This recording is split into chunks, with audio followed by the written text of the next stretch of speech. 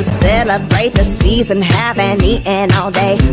My tummy is rattling cause I've been saving up space. I've got my place at the table, can't fit no more on my plate. I've got my fork in my hand, ready to stuff my face. So bring on the turkey, potatoes, casserole dishes, cause I ain't messing around with them buttoned up bridges. You got them skinny jeans on, girl, I feel sorry for you, cause I just tried everything and I'm going back for round two. I got my stretchy pants on, I got my stretchy pants on,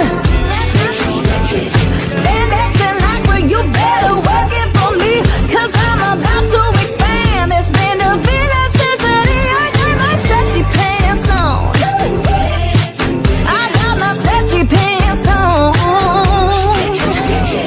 Ask me where I got them, Amazon at my door. And if I wear this pair out, I'm gonna buy me some more. I got leftovers waiting in the fridge for the feeding. Give me a nap and an hour, you know they gonna get eaten. So bring on the turkey, potatoes, casserole dishes, cause I ain't messing around with them buttoned up bridges. Can't get my skinny jeans on, but don't feel sorry for me, cause I just tried everything and I'm going back for round three. I got my stretchy pants on, I got my stretchy pants on.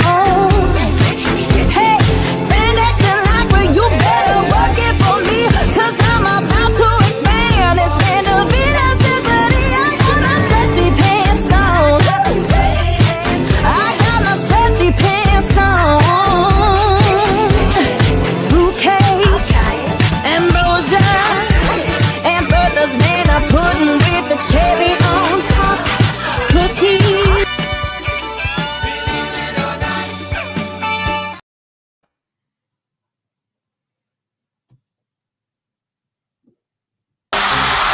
By again using Dunn out of the backfield. It'll be first and goal for the Noles at the 5. The pressure mounting on Spurrier over there if the Noles can score here at 5.5. Off the penalty, half the distance, first and goal. The fake of the inside handoff. Cannell's going to run for the touchdown. Touchdown, Florida State.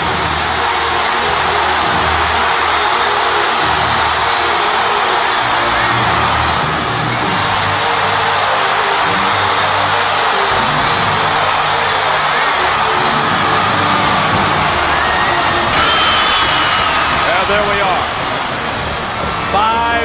5:25 to go. 5:25 to go. 7 points now separate Florida and Florida State. Anthony from the goal line will bring it out.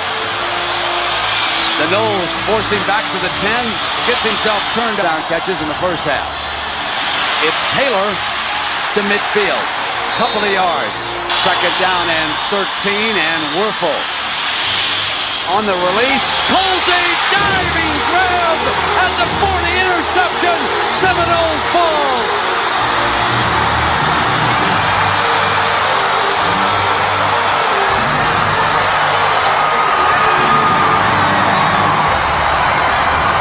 And for Cannell, finding Dunn, crosses midfield.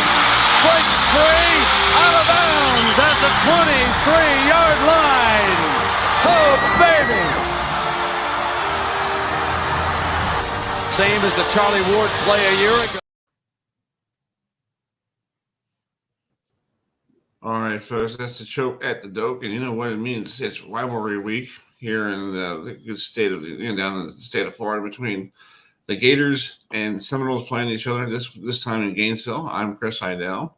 That is Matt Trecanelli, and that's Adam Rise with us. Adam, this is a big week for Florida State. After last week's game against, we'll talk about that game later in the show. And also, we got Dan DeTore joining us. There was some big news up at Syracuse yesterday. Dino Babers was gone. Out the door. Chris, you sound rather excited about that. No, he was a nice guy. Yeah. He was. But I think the problem was I think he was there too long, and I think the state of Syracuse, needed and some new blood and all that stuff. So it's totally understandable, because of stuff like that. But tonight on the program, coming up in like a couple of minutes here on the show, we have a phone interview with former New York Met National and Atlanta Brave Ryan Church joining us here on the show. And then coming up, we'll have Dan DeTore at 7:45. At 8:05, we'll have our last interview of the football season with Coach Shinnick, who Towson won finally a home game for him last week, beating Rhode Island. So that's not bad. 5-6, Matt, for a first season for a new coach. That's not bad. They didn't give him any credit when he came in around January, wondering if this is going to be like a 0-10 season. Yeah, oh yeah, that's true. I mean, his first season at Towson, I think he did a good job. I mean, this is like the baseline and everything, and now him and his team has things that they can work on. Exactly. And then at 8:15, we have, I guess he's, want to say, what, birthday boy? Or is he Adam? Yeah, it's because he and I share the same birthday. So we're going to have former FSU PlaceKicker Ricky Aquayo joining us to preview the Sunshine State Showdown. Folks, and coming up next Monday, we're going to have Ricky's brother, Berto Aguayo joining us. So so it's gonna be kind of cool to awesome. So right now, let's bring in our first guest of the evening. This gentleman played years in the Major League Baseball with. First of all, he got drafted by the Montreal Expos and played his final season with the Expos in 2004 before they moved to Washington D.C. became the Washington Nationals.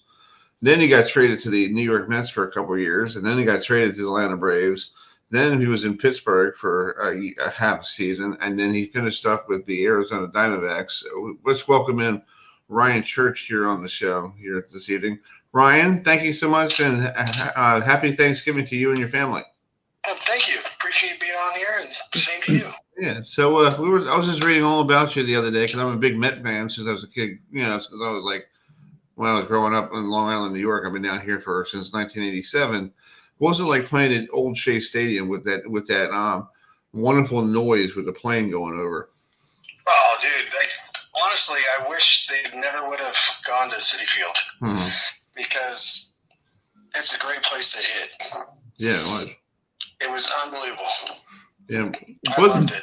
Yeah, what's wrong with at the time Citi Field? They had to move the fences in because the fences were completely not working. There at the ballpark. Oh, it's huge. Yeah. No, I know. Well, I dealt with it like that. My the years with the Nationals, we were playing at RFK before they moved to Nationals Park. But it was like hitting in freaking Yellowstone. The ball just didn't go. And we show up there, we come up there after one of our spring trainings right before the season starts. We get to City, we walk out there, and they're like, "Damn, dude, it's kind of big." Yeah, it looked like we all hit and we took BP. We're just like, dude, the ball does not travel the same as it did at Shea. Yeah. What was it like being drafted by the Expos? You were like probably the last Expo out there before they all, went their separate ways and the Nationals came down to DC and all that. What was it like being drafted by that franchise? I was drafted by the Indians. Okay. I got traded to the Expos in that final year there in 2004. Okay. But being one of the last Expos, I mean, it was actually, it's something like, hey, who were one of the last Expos ever to play, actually, when I was still playing, people were asking, like, hey, do you know anybody else? And it just kept going on and on. People were, retiring or just not getting jobs again. And it was nice to be one of the last Expos. But, I mean, it was a great place to play. I still remember back in '94 watching them before all the strike and everything. Mm-hmm. I mean, that place was packed, and it just was sad to see how later on down the road it just wasn't a baseball town. Yeah. Do you think Montreal should get a team back? I think they should. They had a great history. I think obviously they will come out and they will. If you put a product on the field, they will come out. It's like the old saying, if you built it, they will come. You know, Exactly. There you go. We're on the phone with Ryan Church here on the Sports Talk with Chris Heidel here on a cold Monday in the fall here. I know in a lot of places it's raining and all that stuff, but let's send it to Adam. Adam is a big Braves fan, and I know you had a cup of coffee with the Braves after getting you were traded from the Mets to the Braves, right? Yes, for Frank Core. Oh, Frank Core. Oh, Frenchie. Yeah, I remember Frenchie. Go ahead. Yes, right. What was it like to play for the NL East winning Atlanta Braves back in the day? Oh, dude, come on now. Sorry. Honestly, I had to do that. I had to do that. I actually got a chance. I could say, like, I've got a chance to play for the greatest managers of all time, Bobby Cox. Yes. That's what I take out of it. Like, it was unbelievable. And everybody asked me, well, like, you know, what does he do different, this and that? Like, you just couldn't describe what he did. Like, I still can't to this day, but he just was unbelievable of how and that whole organization, how they run things compared to everybody else. Yeah, they always find a way to be a top team after the All-Star break. And then they know how to get players to fit in their little puzzles, and somehow they all of a sudden they just show up and win the National League East. I'm like, where the hell do you come from? Yeah. Yes, well, it goes back, like, they just find that the core, they have that core group, right? And they build around it, and they bring the same kind of people with the same talent, and it just meshes, it blends right together, and they just keep going. Right, exactly. I agree. Matt, you got a question for Ryan? Oh, you're muted, buddy. You're muted. No, thank you, Chris. Go ahead. You'd be think that everyone would think that I'm used to it since I've been doing a lot of Zoom calls, but sometimes that happens for the best of us. But anyway, so Ryan's with me being a huge Yankee fan, I have to ask this: what was it like playing in a Yankee Stadium as a Mets baseball player? Oh, dude, I loved it because I dominated them. Yeah, nice. I crushed them. That's beautiful. But honestly, like, just stepping in, you know, the batter's box, especially at the old Yankee Stadium, you know, all the guys, the greats that have been there and stepped in the same batter's box. And then I was fortunate enough to play in the new one, but the old one, I mean, just the history, it's unbelievable. The fans, it was it's right up there with being a Met and going and playing in Philly. Yeah. Nice. All the crap talking, and then the fights, and I mean, it was great. Yeah, I got a quick story for you, Ryan. I was there years ago when they were in Veterans Stadium. This is a long time ago. And the Mets and Phillies were playing. My dad got me 2 tickets. We're like, let's go to the game, man. All right. So we went to Philadelphia, him and I. And the first pitch, I think one of the Met guys hit a home run. I get him and go, yeah. And the guy goes, that's why you're 25 games out of first place. Can you sit down and shut up? Oh, see, that's okay. Well, that's nice. Yeah. And I turn around and I go, and Ryan, I turn around and go, a lot of things. Yeah. It's bad.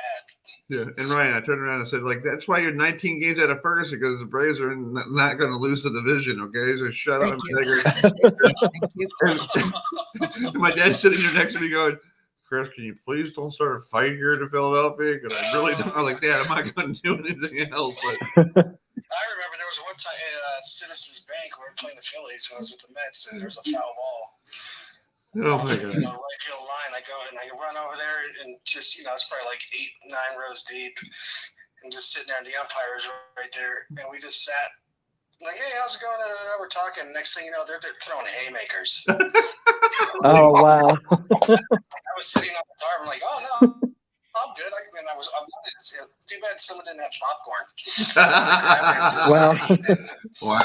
It was great. Jeez, this is crazy. Yeah, those Philly fans just love the sports. That's like, it's funny. Oh God. Oh yeah, they do. Yeah. So what's Ryan with? I can't wait for this game tonight. Right. Yeah, the Eagles and Chiefs. Glad it's in Kansas City. Yeah. I'll agree, Chris. I hate everything about Philly. Sorry, Philly. Oh, me too. I hate Philly. Yeah, I do too. I do too. Yeah. We all hate Philly in this group here. We should like that the hate Philly group, club. Like Oh my God, I can't stand them. God, I'm just glad that we beat them in what was it, 2009 to win the World Series. Yeah, that's true. Yeah. Because I would never heard the end of it if the Phillies would have won. Yep. Yeah. I went to the World Series game too, and it's funny. Pedro was pitching, and you hear the whole crowd going, "Who's your daddy?" Oh yeah. like, wow. And I'm like, this is fire. Yeah, I was like, bring it on. Yeah, it's like, God. yeah. But Ryan, I do have another question for you. So I know playing in New York, whether if it's Yankees or the Mets, okay, Metropolitans, there's a lot of pressure like no other team that you ever play for. So what is that pressure like playing for New York Mets, and how were you able to handle it successfully? Yeah, so that's a great question. No, I was just thinking like before I was talking to you guys, but like it takes a whole nother animal like to play there, because I've known guys, I've talked to them before, even like before I was traded, I would talk to people going in, they're like, hey, it's a beast, but it all comes down to like being, mentally tough, and you're gonna have to deal with criticism day in, day out. You may have a bad game and they want to chop your head off. Right. They want to get rid of you. But, it's just the passion. Hey, I get it. And there's, it's one of the biggest, it's the biggest market, and you want to play there. And I loved it. Mm-hmm. Did you? I loved it. It was just unfortunate that I tried my best after the concussions and everything. Mm-hmm. And that second year, I was not the same. And I felt bad. Oh, wow. Because I felt the love. Everybody was rooting for me, even though I was going through the stuff, the ups and downs, and they had my back, and I'll never forget that. And it was a great experience for me. Yeah, that's true. Well, Ryan, thank you so much for coming on tonight. I appreciate you taking some time this evening, and I want to wish you and your family a happy Thanksgiving, happy holidays. Go up to Philadelphia, give some people the bird if you have to do that. And, I just can't wait for the Niners. It's my team, the Niners. Oh, that's cool. Okay. Are they playing back? Are they It's playing? coming up in 2 weeks, I think. All right. Go up there and enjoy it and have fun. Oh, man. Yeah. Absolutely. Well, I appreciate it, guys. Hey, happy Thanksgiving. Happy holidays. You guys be safe and keep doing what you're doing. All right, buddy. Thank you, sir. That's right. Keep in touch. Anytime. All right, man. I'll see you. All right, guys. Have a great night. You Thank too. See you. That's right. Bye. Oh. All right, that's the president of the I Hate Philadelphia Club. Yep. Yep. Yeah, Scott, I forgot to ask Ryan what was it like to play for the Mets when he came down to Atlanta, since we all know how. Oh my God, dude! People in Atlanta, they don't like the Mets for something. Yeah, that's true. Trust me, I've watched enough. Yeah. But guys, let me tell you, I've been to several Philadelphia games, and those Philly fans are wild. I mean, they act like. Well, I don't even know what the word is really, but it's like they just what the word is, they get into the game. They really get into the game for their team and everything. And it is just it's amazing to see how they act. But I mean, if you're not a Phillies fan, which I'm not, okay. One of my ex-girlfriends was a Phillies or is still a Phillies fan, but I mean it's like we went to games, several games and stuff. And like just being there, it was a packed house. It was like literally like staying in a room only. I mean, we got to sit down, Adam and Chris, but it was like packed, and it was just a spectacle. In fact, we were there with the Jim Thome walk-off home run in extra innings. Oh, wow. Oh, okay. I cool. remember that. Cool. Well, yeah, I don't know if you guys remember that, but it was walk-off home run. And I mean, myself and my ex, we both went nuts and everything. So yeah, I mean, it was just great. Well, let's bring in our good friend Dan DeTora on the show here. He has some lovely news. First of all, Dan, sorry about your Diamondbacks. We were rooting for them here in Maryland for you because we don't like the Rangers, and we want somebody new. Yeah. No. Thanks for having me first and foremost. But yeah, I mean, listen. I don't have any bad things to say about the Diamondbacks. I got to go to the World Series with my dad. We That's cool. went to Arizona for first time ever, and got to go to Chase Field for the first time. Got to go to the western part of the United States for the first time. It was like growing up being raised by wolves and seeing other humans and realizing there's other people like you, because I'm an Arizona Diamondback fan by myself in Central New York, and going to Arizona. I mean, the fans were awesome. The game ended. It was game 3 that we saw, first game in Arizona in the World Series, and people were leaving cheering, "Let's go D-backs. We'll get them next time. We've been down before. We'll do it again." So, seeing other fans, seeing their positivity, the food was great. The hotel was great. My dad and I had a trip of a lifetime. So shout out to my Diamondbacks. Let's go back there this year. Give me a reason to get on a plane again. Those are my thoughts. Maybe you could do the NLCS at Citi Field. Hey, we never know. Yeah, We'll never know. Anyway, we were done with the postseason in June anyway, so we were terrible. So yeah, that's you, Chris. That's not me. yeah, I know exactly, but we got something that we got to talk about. Dino Babers was let go yesterday, and you saw this coming, a very long time ago. But you and Dino, the reason we have you on the show, you and Dino had a special bond between each other, because you guys talked a lot, off and off the mic, and he loved to see you at ACC kickoff. What was it feeling like yesterday, knowing that your so-called friend, who's the coach, was let go? It's a lot of things. It's a multi-layered answer. Dino and I have had a very good relationship, very strong relationship. We spoke before he even coached a game at Syracuse, and I still remember that conversation. I remember what he said to me. And, he shook my hand and kind of turned my hand, and he looked me in the eye and he goes, "Don't get it twisted. I know exactly who you are. And what type of character that I brought forward." So, we carried that relationship through. We've had a lot of good chats, a lot of kind things that he said over the years. He's always answered my questions, even the tough ones. And, he said, he's like, those questions that are like on salty subjects, I'll answer them because they're yours. And, we've had a wonderful bond. And so yesterday, that was a situation where it was a lot of things. He didn't connect with the alumni. He didn't recruit locally, and he didn't build bridges to the city. So for that reason, he wasn't the right fit. Right.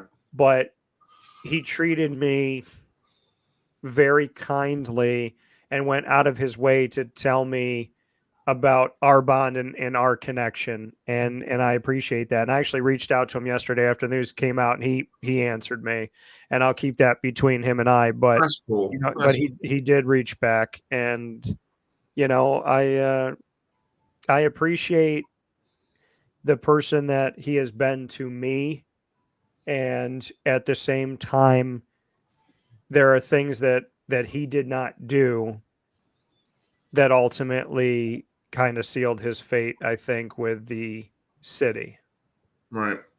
And now you got to turn the page and got to get this new coach coming in. Mm-hmm. I like your choices. I think they were pretty neat little choices there. Like, I think Jimbo might be a good fit. Because you know why? You're up in Syracuse. You have no expectations to win anything, and you could turn your program around to some kind of like he did down Florida State. Like everybody knew Bobby Ballard, and he was just given the keys and kept everything going. But when he was in Texas A&M, he had a hard time connecting with the fan base, connecting with what they were working on. And I feel like up in Syracuse, he could do the same thing and fix that problem between the alumni and everybody else, and maybe turn this thing back around. Yeah, I mean, I do not I go to see him all the time if I had to go see him, because I like Jimbo. Yeah, I mean, Jimbo, who I am a fan of, is the only person I've ever met who can talk so fast he interrupts himself, which I think is really awesome. He does. And I feel like I have a good Jimbo impression. But I would say the list that I put together, and before I hit send yesterday, I understood that everybody on social media thinks they're a broadcaster. Everyone's an expert. Everyone's got the exclusive. Everybody knows what they're talking about, when in actuality, no, you don't. And you can pretend that you do, and you can throw a bunch of things at the wall and hope that you hit something. But the reality is the 4 people I put on that list were put on that list with purpose. I do not release anything as a shock jock. I do not do things to get you to click on my site. I do not lie to people and put out fabricated stuff. The people that are on my list are on my list with purpose. There's different reasons why different people are on there. Jimbo makes the least sense of the list that I made, but I made that because if Syracuse is serious about it, they have to at least give him a phone call. That was kind of a call to action for Syracuse. But David Walker, who was running back from 89 to 92 and a running backs coach at Syracuse for a decade, and then went on to the Pitt Panthers and then the Colts and the Lions, and most recently the Bears as a running backs coach. He is somebody who I've talked to about the job before years ago. And so he's on that list because of many reasons. His connection to the school, he hasn't been a head coach yet, but he obviously is someone that people respect, have given opportunities to, and he knows what it takes to be there, and he would hire alumni. Don McPherson, there's reasons why he is on the list for me as well. You can read into them, but he hasn't had any coaching experience. However, he would hire an entire staff, I think, of more than likely Syracuse alumni, and he could kind of be the general manager of sorts. But the one that makes the most sense is Steve Adazio. And to the people that say he doesn't win enough games, he didn't do enough at Boston College, people do not understand what Syracuse needs. And I understand what Syracuse needs because I was born and raised here, and I would like to think I know something about my city. Syracuse needs someone who knows the high schools, which he does, and he continues to recruit those high schools. He did it at Colorado State. He did it at Boston College. He has a track record of staying in touch with Syracuse for somewhere around the better part of 3 decades, arguably. So he started his coaching career in Division I at Syracuse under Coach Paul Pasqualoni, and he has kept an eye on Syracuse really all the way through. He always respects the student athletes. He sees the diamonds in the rough. He knows the high schools. He recruited guys to come and play there from CNS and CBA and Baldwinsville and so on and so forth. They weren't just good guys. They're guys that are very talented, guys that have gone on to the NFL. Tyler Rouse is in the NFL on staff right now. So there's a lot to be said about his deep roots in the community. He loves the community. He loves the alumni. He stays in touch with them. He stays in touch with Coach P, who's still a fan favorite 2 decades later. And he recruits locally. He understands the 6-hour radius. And so everything that Dino was doing wrong, Steve would do right the day that he walked in, not because you have to teach him how to do it, but because he's been doing it with his own heart and mind for many, many years. So they say he's 64. They say he hasn't won a lot. He was bowl eligible at Boston College all but 1 season. Colorado State was a blank show, and he walked into that blank show.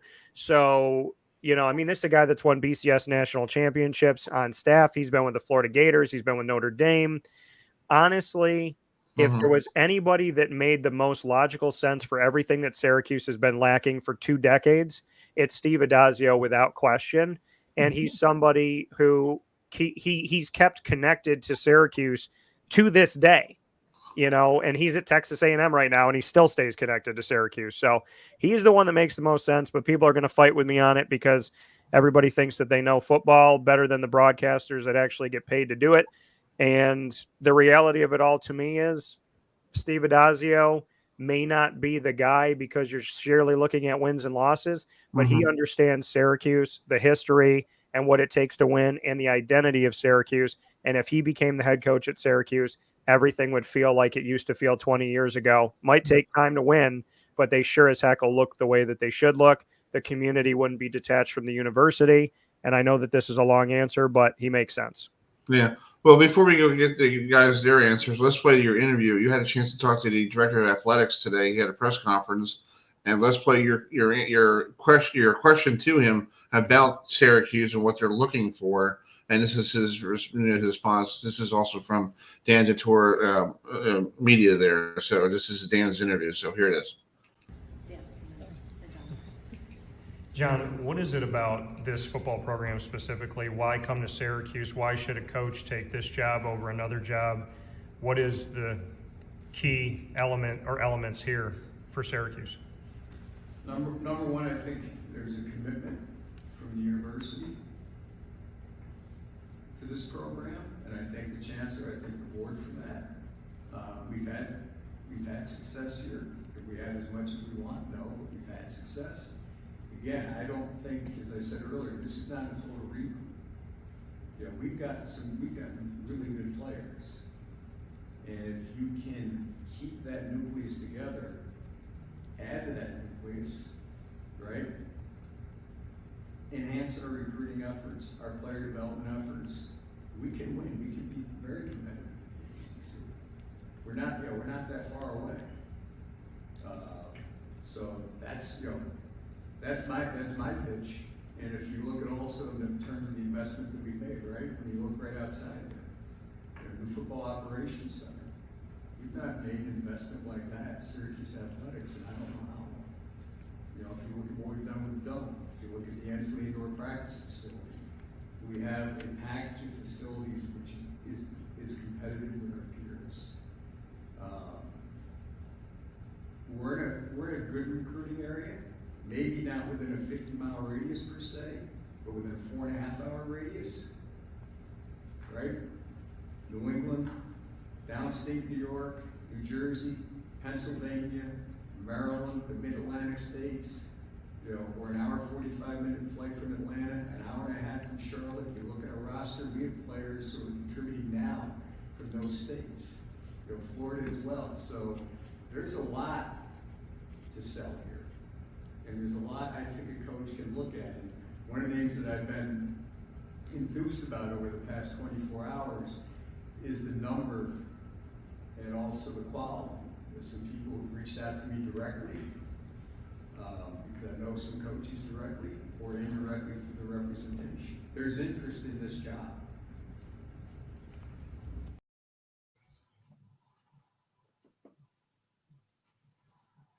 What was it?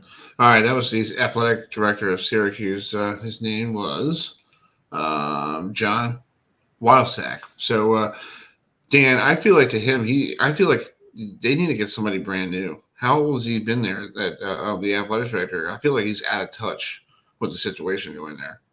It's just my opinion. Looking at it from coming down from Maryland, looking up there, going, "What the heck are you doing?" Yeah.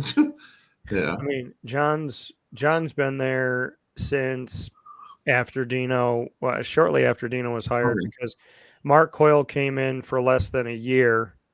He came in, fired Scott Schaefer, hired Dino, and left and went to Minnesota. It was very weird. And then John Wildhack came in. Mm-hmm. John is in a place right now where he's been there for almost a decade, and he has to swing and he has to hit. He has to hit a home run. And I think that this is going to determine, potentially his future with Syracuse University. So, we'll see. I think there's things that I want. I don't know if Syracuse is going to do the right thing, but I hope that they do. There's a list of coaches that I've heard that are just ridiculous. And I mean, it's people just throwing stuff at the wall, just trying to get you to click on their website or to like their page or follow their TikTok. And if I hear one more person say Doug Marone's coming back, I don't even know. He ain't coming back. I could probably put $1 billion on the fact that he's not coming back. No, he left Syracuse in the wrong way. He went to the Buffalo Bills without even, he started something at Syracuse, because I was there at the Matt and I were there for the USC game at New Jersey a long time ago. And he was building something great, really good there. And then he hopped ship to go to the Bills. And then you bring Schaefer coming in. And then Schaefer was doing okay. And it wasn't the way that the folks you guys wanted. Got rid of enough time. And then bringing Dino Babers, who at the time was some brand new coach from Bowling Green that had 2 good seasons and one MAC title.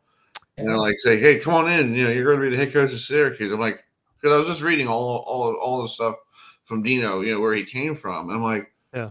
Okay, he was like, and his offense was a high-powered offense. Well, I guess it didn't work the right way, and that's the other thing. Dino should have been more like, let's take a look at my offense and change it a little bit. Maybe I could fix something. But you see it now down in Florida State with Mike Norvell. He realized he had to do something to make it better for Jordan, and our hearts go out to Jordan. Hopefully he's doing okay. I know Dan, all of us saw him.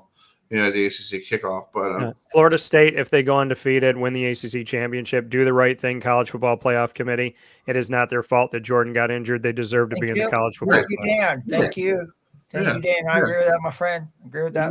If we drop down to 5 tomorrow, this guy's going to be hopping on the phone call. We're going to have a nice little chat with him. Because I will say this to you, Dan. And folks, and by the way, if you don't already do, make sure you follow Wake Up with DT all over social media. I enjoyed listening to you, Dan. Every morning, you had Robert Drummond on earlier this morning, and I think Steve Adazio would be absolutely perfect in Syracuse. I mean, I remember when he coached at Boston College. I liked him in Chestnut Hill, and I think he could really turn Syracuse around. And next year with Stanford and Cal and SMU coming into the ACC, I think Steve Adazio would be the absolute perfect fit for me in Syracuse.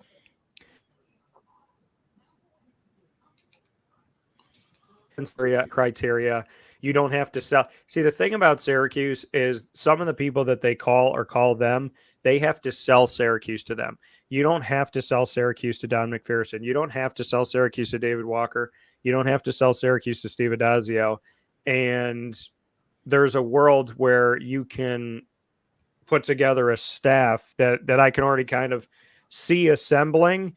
And, Steve just makes the most sense. Yes, he just genuinely makes the most sense. And the thing about some of the other names that you hear, and I'm going to be writing some articles coming up about those names on wakeupcalldt.com, but some of these names that you hear, they would just be stepping stones. You would have to sell Syracuse to them, and then in 3 years, if they're not good, then maybe they get fired. If 3 years, if they are good, then they're going to go somewhere else.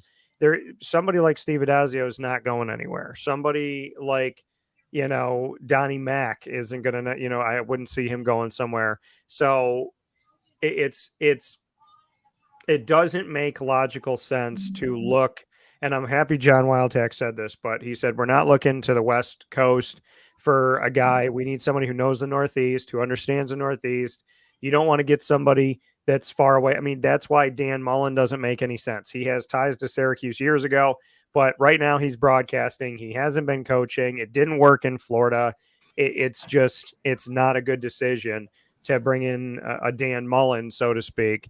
And, Adazio, I think people's problems with Adazio is that they see the win-loss record, but they forget that win-loss record was consistently better than Dino. He was consistently going to bowl games over Dino. He was consistently, A.J. Dillon in the NFL right now.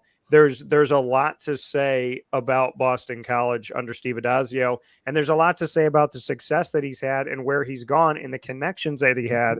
I mean, if you just go and read the article that I wrote and you just look at the points from recruiting to connection to Syracuse alumni to getting to bowl games to not having to sell the town or the university to him to what he would turn Syracuse back into, which is what they were at their best at. And they don't need 4 and 5 stars. This is what people don't get. The best Syracuse football teams did not have 4 and 5 stars. Donovan McNabb, not a 5-star. Moose Johnston, not a 5-star. Art Monk, not a 5-star. Marvin Harrison, I don't think he was a 5-star. Who else do I have? Eric Dungy, not a 5-star. Jay Bromley, recent history, not a 5-star. Justin Pugh, straight off the couch, not a 5-star. I mean, they have won. Rob Drummond, not a 5-star. Scott Schwade's not a 5-star. Tim Green, not a 5-star. They have won and been their best teams when they're 0-star, 1-star, 2-star, 3-star developmental players. That's true. It's awesome. Well, Dave, Dan, thanks so much for coming on tonight, and I want to wish you and your family a happy Thanksgiving. And don't eat too much, your big guy. I know that turkey is going to be fun on Thursday. I'm waiting for that sucker. Yeah. Listen, I watch my figure. I gotta stay sexy out there. So I gotta stay sexy. Hey, where are you going next week for championship week? Are you rolling down to Charlotte? Are you going to the AAC, or what's the deal?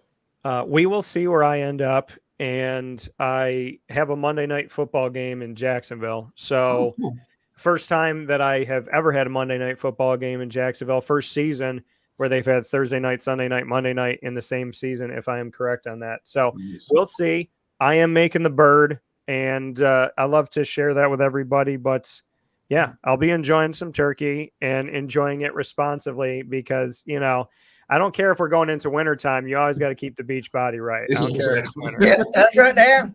That's right, brother. All right, big guy. Thanks so much for coming on. Thanks for being a friend, bud. Absolutely. And I want to tell everybody while I'm here, one quick second, please show love for the team here at Herb FM Sports Radio. They've been good to me for many years. I appreciate y'all. I thank you all. And much respect, much love. Happy Thanksgiving, and stay safe out there. Right back at you, big guy. Thanks, Talk CT. to you soon, bud. Happy Thanksgiving, Dan. See you, bud. Happy Thanksgiving, Dan.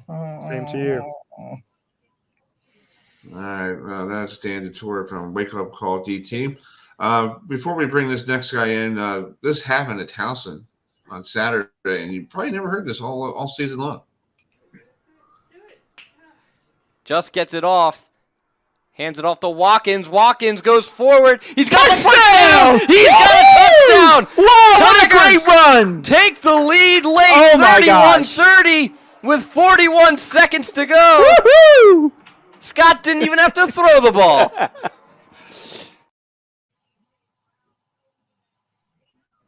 Oh, Coach, what do you think about that call? That was from the student. That was pretty good. I liked that. I was like, woohoo! I'm like, wow, dude, getting excited there.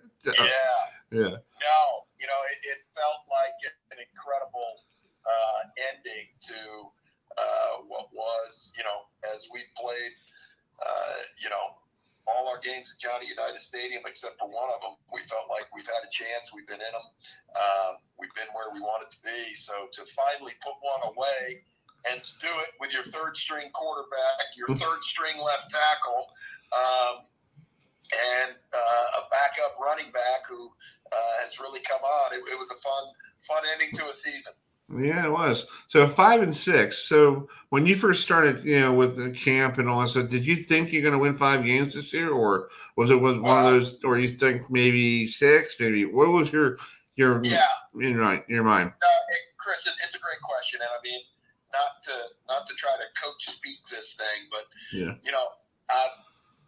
grew up in a sports family, right? Right. And so four of us played Division I football. I got 5. There's 5 boys in our family. 4 of us played Division I football. And one of my brothers, Adam, who signed with Penn State and ended his career at Cal, he wrote a paper in one of his classes, expect to win. And the whole premise behind the expect to win was, do you sit there at the beginning of the year and say, hey, 8-3 would be a good year, so you're already conceding 3 losses? And most of my head coaching career, I've really embraced the idea of, if we got 11 games, let's win 11 games. Mm-hmm. And, obviously I look back on seasons that I've had that have been really good, gone 11-2 and gone 10-2 and stuff like that. And so you go, all right, had a really good season, didn't want to lose 2, but we did. So when I went into this season, really, Chris, I mean, it was the mentality of, I got to get these guys to believe that they can win every game. Right. And I got to get these guys to believe that any game on our schedule, if we play the way we're capable of, we can come out on top. And started with the Maryland game, and then the Monmouth game, 5 minutes to go, we're down by 5. Turned the ball over twice in the last 5 minutes, and they scored 14 points. And then, beat Morgan State, and then played close against Norfolk State. So we, when I went into it, it's like, hey, if it's a game and it's on our schedule, I want to find a way to try to win it. Exactly. So 5-6, not what I envisioned, but a lot of positives to build off of, and a lot of things that I think we can make, to help this program get better in the future. Yeah, I like to look ahead to like next season, and I'm looking ahead for 2024. You open on the road against Cincinnati. The Bearcats weren't that good this year. They were Matt, 3-8 in their first year in the Big 12. That's right. Nope, something like that. So you could probably pull off a upset there, because I don't know what Cincinnati team's going to show up. And then going to North Dakota State, taking on the Bison, who basically this year was like not getting the number 1 seed in the playoffs. I was looking at it yesterday, the playoff bracket, going, where are they? I'm like, yeah, they had a different year than what Bison fans are used to, because they're typically 11-0, 10-1. So for them to go 8-3, that's a unique experience for them. So, yeah, we had a team meeting today. We called it our didn't call it our end of year meeting, because we still got 2 weeks after Thanksgiving where we could be in the weight room and training.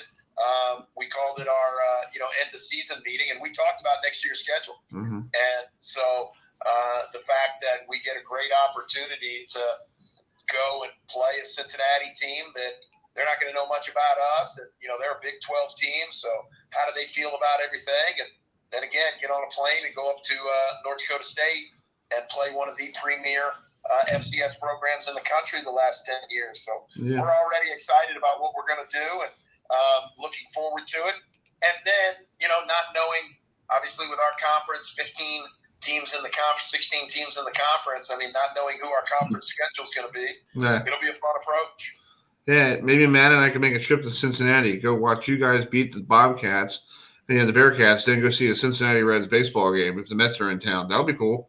Yeah. Hey, there you go. Hey, it's August. Well, yeah, that would be good. It's August. Yeah, but Matt, you got a question for Coach? Yeah, Coach. First of all, congrats on your first season at Towson. I know that you wanted to do better than 5-6, but with that being said, what are what are some takeaways that you have from this season? And also, that's the first question. The second question is, how did it feel the last minute of the game winning at home at Johnny Unitas Stadium? Yeah, Matt, I'll answer the second question first. It was a great feeling, and really just proud of our seniors, really proud of our guys to fly around and play at the level that I felt like we were always capable of playing. If Rhode Island wins, they're probably, going to be the 5th team in the CAA to get in the playoffs. So, they were receiving votes there, and I think they probably would have gotten in. So to beat them and get that done, it was a great feeling. Takeaways, I think, you take away 2 games, okay, in the CAA, Delaware and Villanova, and we're playing with everybody else on our schedule. So really an opportunity to win 6 conference games, and then an opportunity, I think, at Norfolk to win that conference or non-conference game. And so, I think going 8-3 was very doable. And it's something that we want to build on for next year, and something that we want to get better at. So, I think there are positives, and, kind of what I told our team today was, we're close, but we're still far away. So I want to make everything closer next time. Yes, hopefully next year in 2024 will be a little bit closer, and we can be talking about this time next year about doing a playoff game. That'll be cool. Yeah, no doubt. And I think Chris, very realistically, you play well in the CAA. CAA last year got 5 teams in the playoffs. CAA this year got 4 teams in the playoffs. And like I said, I think if Rhode Island beat us, they would have been the 5th. So we know you play well in this conference. You got a great opportunity. That's true. Well, Coach, thanks so much for coming on this season. We enjoy having you on every Monday. I'm looking forward to have you on every Monday at 8 o'clock. And now it's going to be a little weird without having you on, but we'll get you back on when the spring ball kicks in, okay? We'd love to, man. Appreciate you guys supporting Towson football and showing us the love that you did throughout the season to have me on. So appreciate you guys and look forward to connecting whenever that next opportunity comes. All right. Wish a happy Thanksgiving to you and your Happy family. Thanksgiving, Coach. Happy Thanksgiving, Coach. And yeah, Coach, again, thanks a lot for coming on every week. Yeah, thanks, Coach. All right. See you later. Bye. All right. That's the head coach of Towson football, Pete Shimrick. They finished the season 5-6. Big win at home this past Saturday. Speaking of past Saturday, before we bring in our next guest, we have to tell a parent a disclaimer here. If we're going to play this video, please, if you have a sick stomach, you don't want to see this, you want to go run downstairs, do some laundry. Close your eyes. Go watch Jalen Hurts throw an interception. Yeah, okay. Boo, Chris, boo. So this is very graphic, and we want our hearts go out to Jordan Travis. So here it is. Yards 167-28, almost the end of the first quarter. Travis, 40, first down, and across midfield for Jordan Travis. Late in the quarter, 16 yards on the rush, and he's clutching his left leg.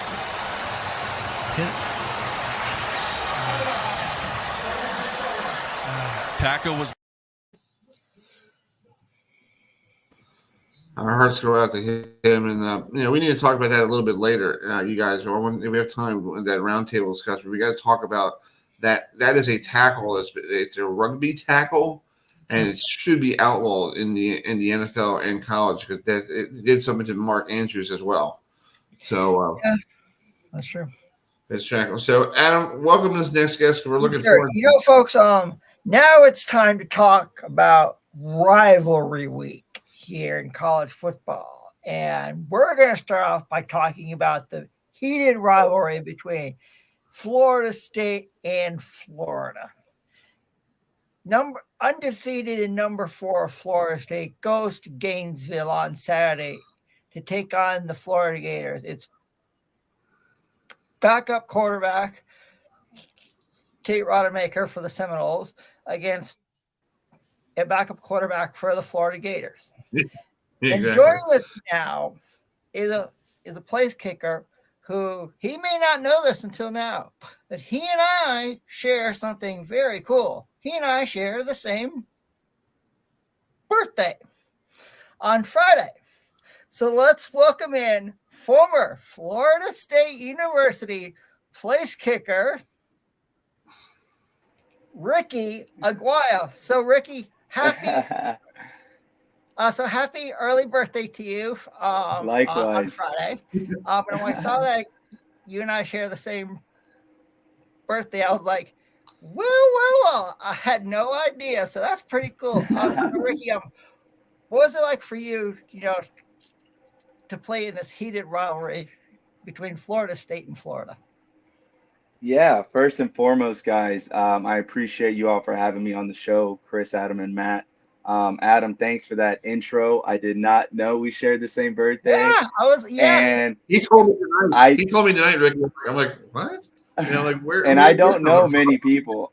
Growing up, I used to always think, I don't know many. Like, you see people having same birthdays all the time, and I'm like, no one really shares this. I think I only know one person, and now you're like probably the second one. So cool. Well, thanks, Ricky. I appreciate that, awesome. Man. That's cool, man. Yeah, but going to your question, it's what it's all about, honestly.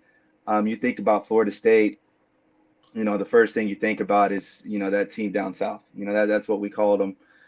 That's what we were taught to call them when we were up there, the team down south. And it's, like I said, it's what it's all about, really, in the recruiting process. And, when you're down to the nitty gritty, honestly, for me, it was a no-brainer, obviously, because my brother went there and I was a Florida State fan growing up.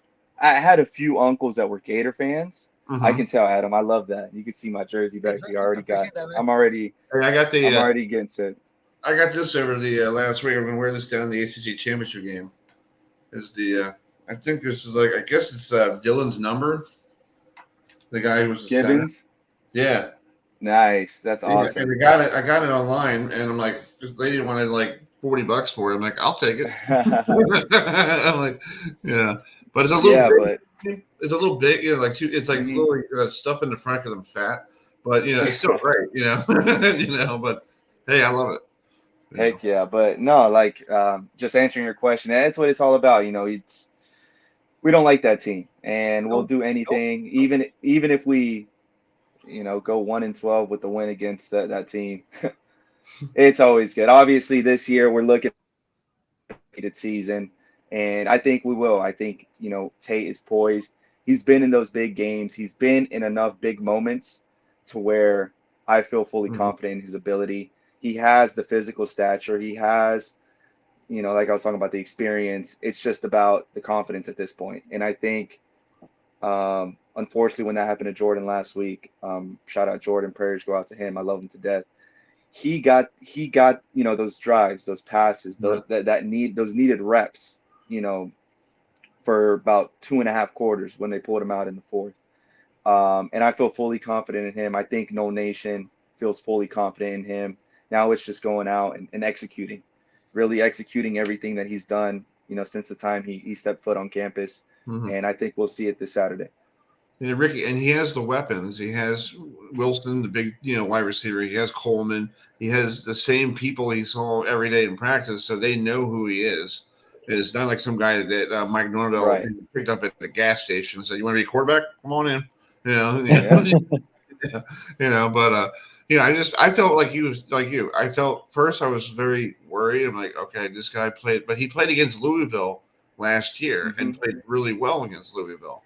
So I'm like, okay, I'm not worried about it. He just needs to get his feet wet because now it's his keys to the kingdom now. And now it's his turn to show folks that he could take us to the promised land.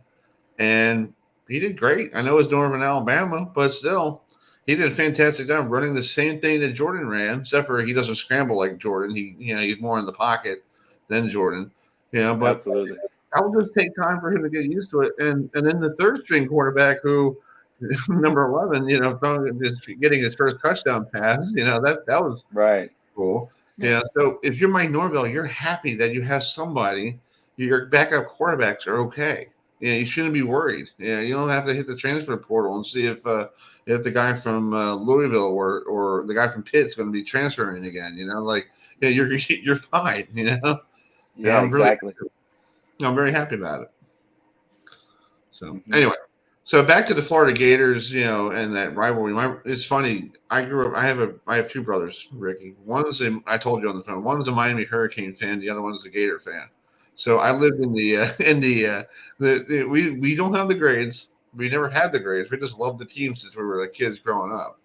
And you should have heard Easter Sunday. My mom we were trash talking to each other on Easter Sunday.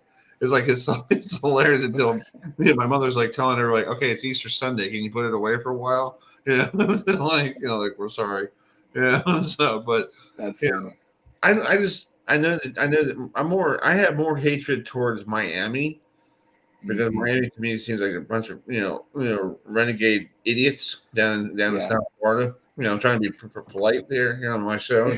Definitely. I have other words that I want to say that I don't want to say because I can keep it quiet. But to me, with the Gators, I just feel like we're not even in the same conference. It's just one of those battles we have to play at the end of the year, and if we beat them, we get the Florida Cup. That's cool. I love that. Yeah, definitely. And adding to your point, that's very true. And I've always thought that obviously the Gators are in the SEC. But with the Hurricanes, it's always a conference game, and on top of that, it's a rivalry game. So that's just kind of the icing to the cake.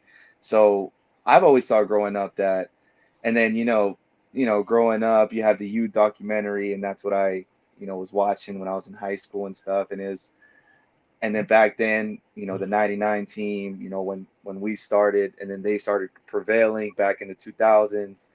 it's always been, I've always felt like it's really up there with the Gators, it's kind of neck and neck rivalry game. Obviously state of Florida as well. And like I said, it's a conference game at the end of the day, but who knows? I saw something today to where, Florida State and a couple other ACC teams are looking to make a move out of conference. So we'll see. I mean, maybe that's coming to an end here soon. Hey, Ricky, Yeah. I'll say this. I work at a grocery store, and one of my front-end managers is a Florida Gators fan, so I've already heckled her already today. And I have a good friend of mine who works in the pharmacy department. Her name is Kara, and she went to the game versus Miami, and she is a diehard, absolute Florida State fan. So she wanted me to say hi from her. Oh, her name's Kara? Yes. Hey, Kara, if you're watching this, or Adam, you tell her next time you see her, I said I'll hello. see you tomorrow. Nice. Hey, I'll make Tell her I a said copy. hello. Hey, Adam, I'll make a copy of this for you, and you can send it to her. Yeah, thanks, Chris. Yeah. Yeah. Remind me before I go to sleep tonight and get it done. I will. Yeah, but this rivalry is pretty cool. It's always at the end of the year. It's never like the first of the year or middle of the season. It's always after Thanksgiving. So everybody who eats a bunch of turkey, is ready to blow this thing off, and have fun. Yeah. But like last year, it was fascinating how we beat them at home, and then a couple years ago we had that fight on the field. I'm like, come on, guys, we both stink. Like, why are we fighting? Like, come on, But did you have any words with any of the Gator players that when you were warming up? Like, were they trash talking you, or were they like calling you mother out? Honestly, we've never really had a problem with the Gators. At least the 2 years that I played down in the swamp and when they came up to Doak, never really had a problem. Obviously my brother had the altercation with the Canes. Probably ask him about that if he comes on the show. We'll talk about it next week. We'll talk about it next week. Yeah. But the Canes had a little bit, and I remember in 2018 when we went down there, well, we actually had two occurrences. In 2016, when it was a block at the Rock, I remember they had, I think it was a targeting call. I don't know if you guys remember this. And they started throwing beer bottles, beer cans, popcorn all over the field. And we got to the point where everybody on the sideline had to put their helmets on because stuff was flying. And I remember one of our staff people, I don't know if it was a trainer or something, got hit like right here with the beer bottle. Wow. Yeah, and it's just like, and then obviously what happened to Roberto as well. I was on the sideline. I was a recruit.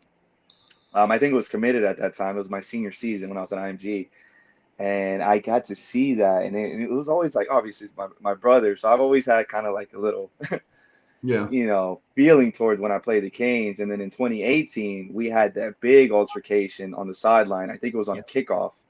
I don't know if you guys remember. And there was like kind of like a huge fight on our sideline as well. So there was always some kind of like, tough blood with the Canes when I was there. Obviously in 2017, they went down on the last drive and they beat us. I think it was on the last drive. They came up to Doak. And in 2019 as well.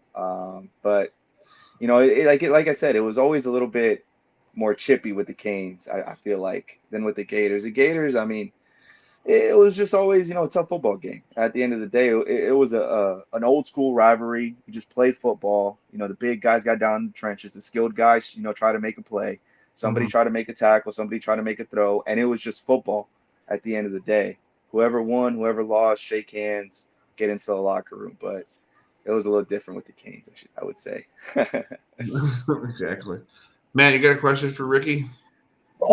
Yeah. So, just talk about so what is it? When I know you guys are having Florida, I know Florida State is playing Florida next week, and that's a big time rivalry. But what makes Miami versus Florida a massive rivalry?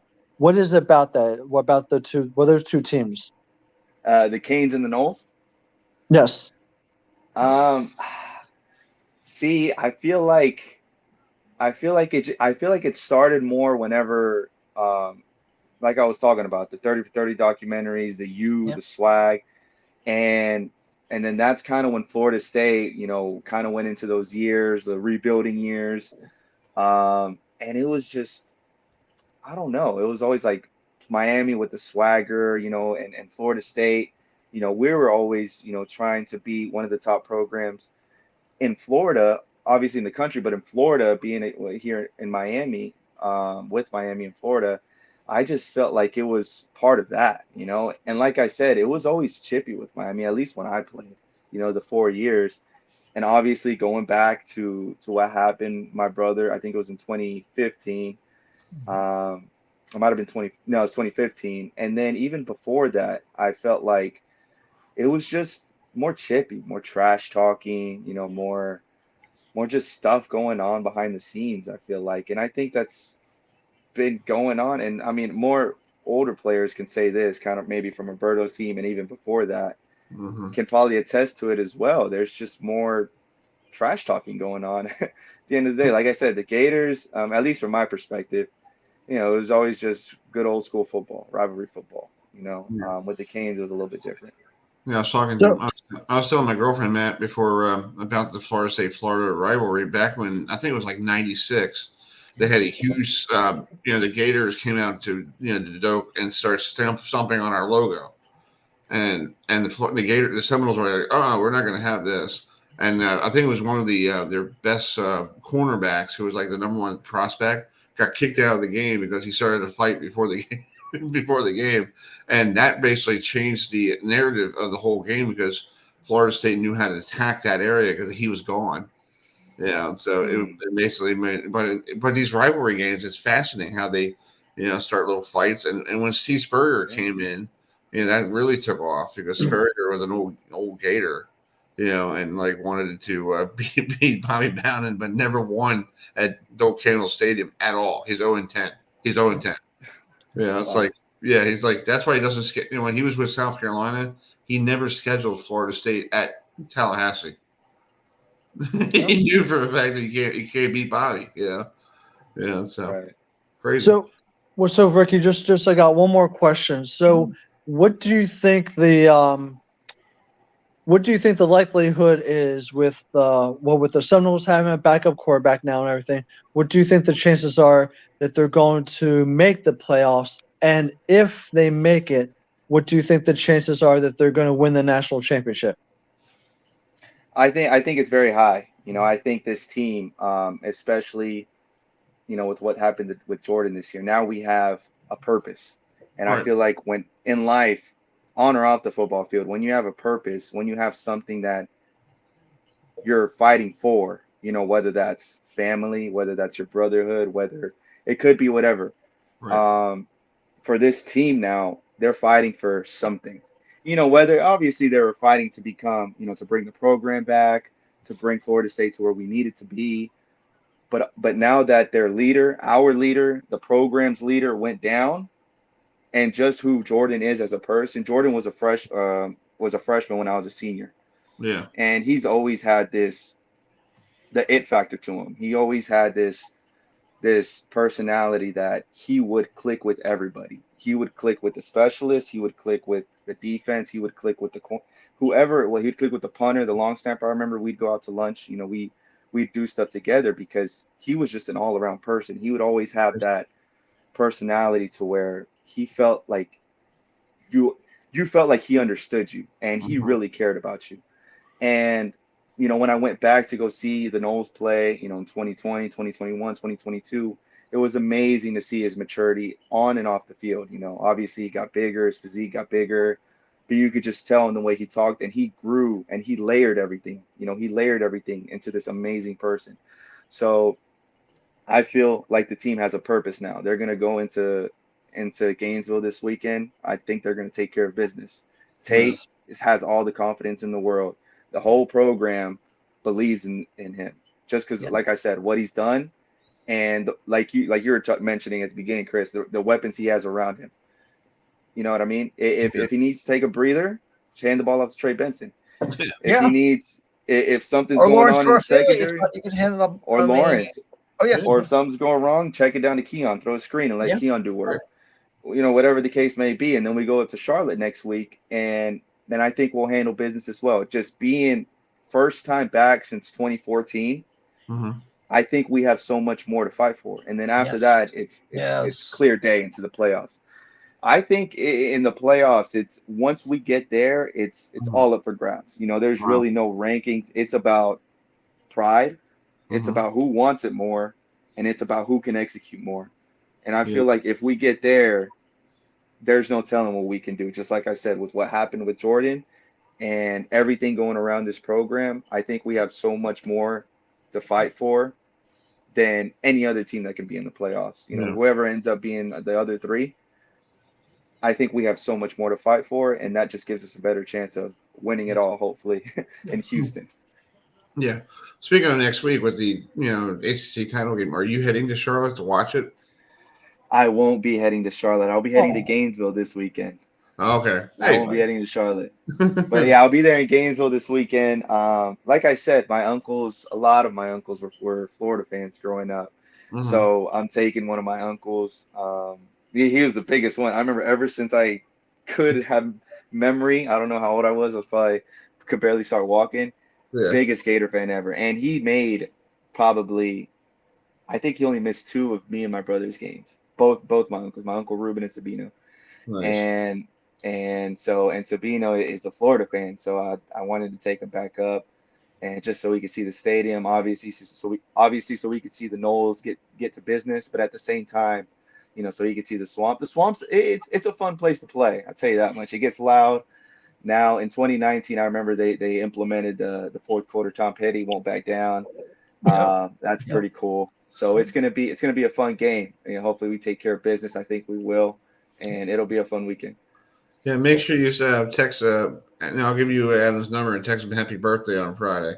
Yeah, I will. I'll do it if you tell me. Yeah. All right, I'll make sure. I'll send you Ricky. I'll send you his. It was okay with Adam. I'll text him his number. Yeah, I know. Yeah, all good. It's all good, Chris. It's all good. It's all good. It's funny. It's a small world where you come from. You know, you find people who are like, my birthday is March 6th, and I have Shaq on my birthday. I'm like, I don't even look like Shaq, but I would love to speak to that gentleman. You know? Yeah. But Matt, do you have anybody on your birthday December 1st? Not that I know of. Oh, we gotta do some research. Well, Ricky, thank you so much for coming on tonight, and I appreciate you, so much for your warm hospitality and all that stuff. And your brother Roberto will be on next Monday. I'll give him a call before Thanksgiving and see if he's the time it should be okay with him, and we'll talk to him because he was there the last time the team was there in Charlotte. So that would be pretty cool. Yep. Yes, against Georgia Tech. Yeah, against Georgia Tech. And I remember that game because I was on the sidelines and I got angry at one of the calls around like the 1 minute mark. And this one guy turned around and he goes, boo-hoo, you're going to the Orange Bowl. I'm like, okay, good for you. I'm like, wow. Yeah. I was like, we're going to the Rose Bowl. You're going to the Orange Bowl, bud. And he was like, oh, okay, that's cool. Thanks, man. Yeah. I'm like, that's funny. Yeah, but I forgot. I felt like I was Rex Ryan on the sidelines yelling at somebody, Yeah, I'm like, but it's all right. It's all cool. Well, thank you so much for coming on tonight, and you have a great holiday on Thursday, and keep up the good work. What are you doing? What are you doing right now? Real quick. So right now, I'm in Orlando. I work in recruiting. I'm a headhunter. Here in downtown Orlando. Yeah, me and my brother, we have a kicking academy as well. We do kind of on the side, teaching kids, hosting some camps as well, to teach the next generation of kickers, to give back. Obviously parents raise us on that, so it's something that we've always wanted to do post football. Nice. Maybe we get some new field goal kickers to learn how to kick an extra point. Yeah. Exactly. Well, thanks so much for coming on, and we'll talk to you more down the road. And I'll text before tonight. I'll send you Adam's number. Okay. Yeah. Absolutely, guys. Thank you so much for having me. And whenever you guys want, shoot me a text. I'll be happy to get back on. All right, buddy. Thanks, bud. Talk to you soon. Take care. I see you. Thanks, Ricky. All right, that's Ricky Dargo. Ricky, good old Ricky. Good to have him on the show here tonight. So I can't believe I can't. I can't believe you had the same birthday as you. I can't believe it either. I was like, when I saw that, I was like, Wait a minute. Ricky Aguayo and I share the same birthday. Yeah, Ricky Aquayo has the same birthday as Matt. Oh yeah, and folks, I'll want to let you know that next weekend the three of us are making a trip to Charlotte for the ACC championship. Yes, So exactly. so we're going to have a lot of interviews from a lot of players and coaches from both Florida State and Louisville. So looking forward to seeing you again, Chris, and finally meeting you, Matt, in person.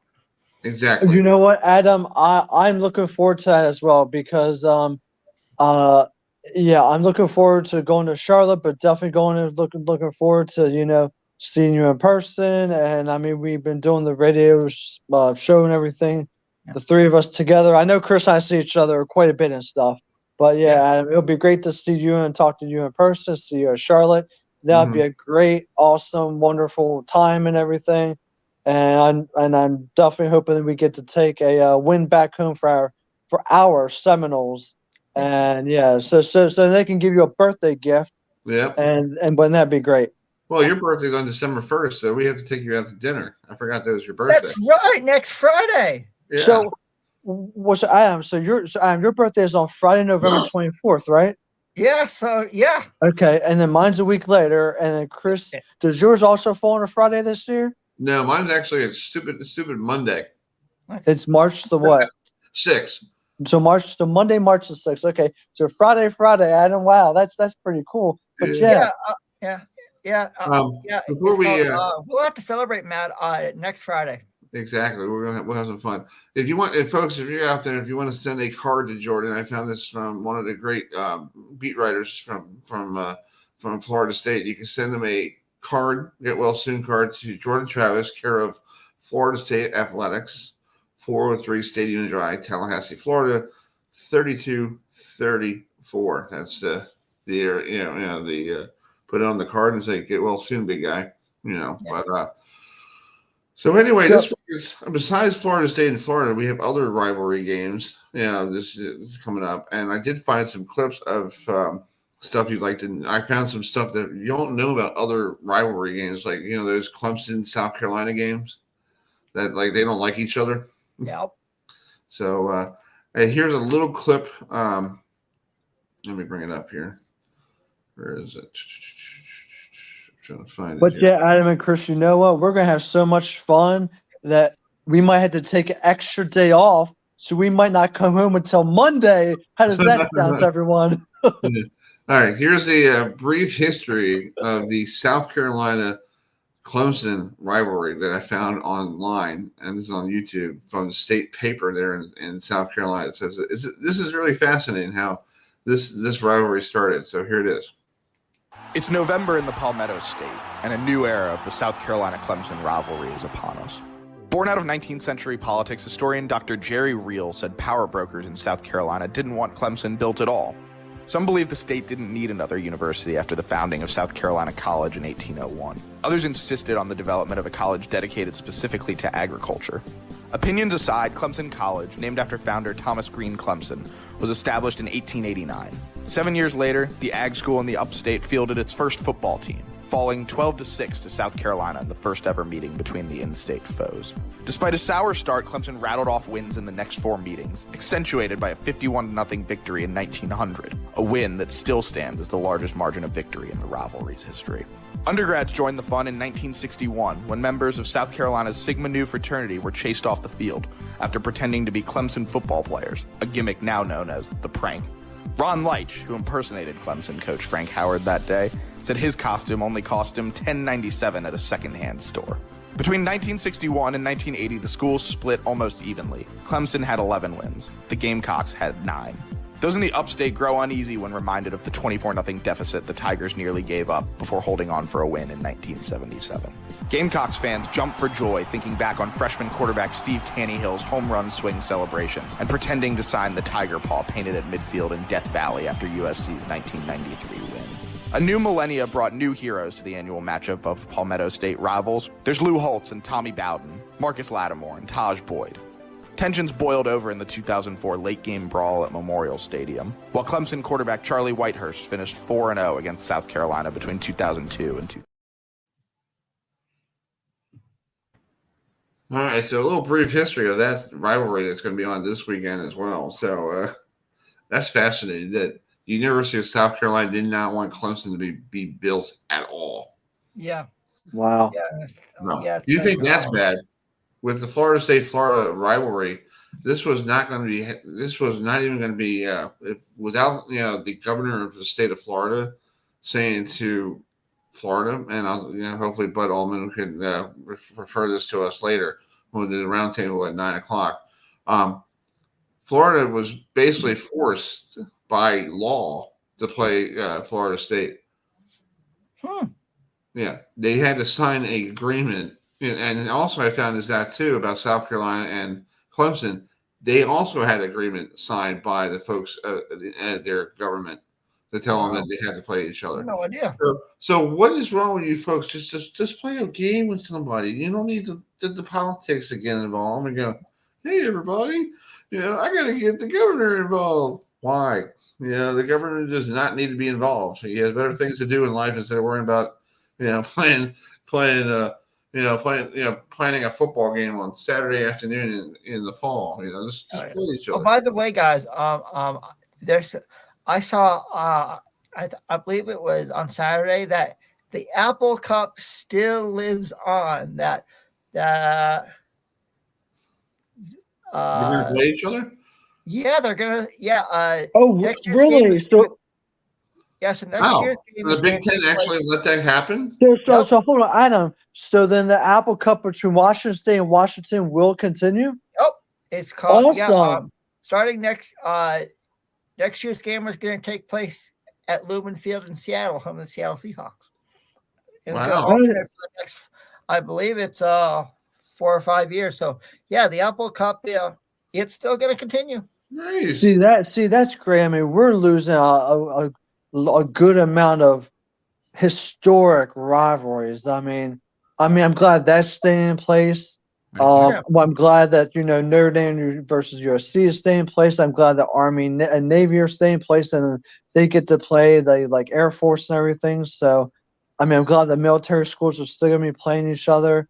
That's really, really good. So I'm glad some of these rivalries are still going to be around because it's what college football was built on, with some of these rivalries, and it's just sad to see them now gone, and it's very sad. Yeah, I'm just reading a message. I'm like folks, you got to realize it's really hard when you put things together. Yeah.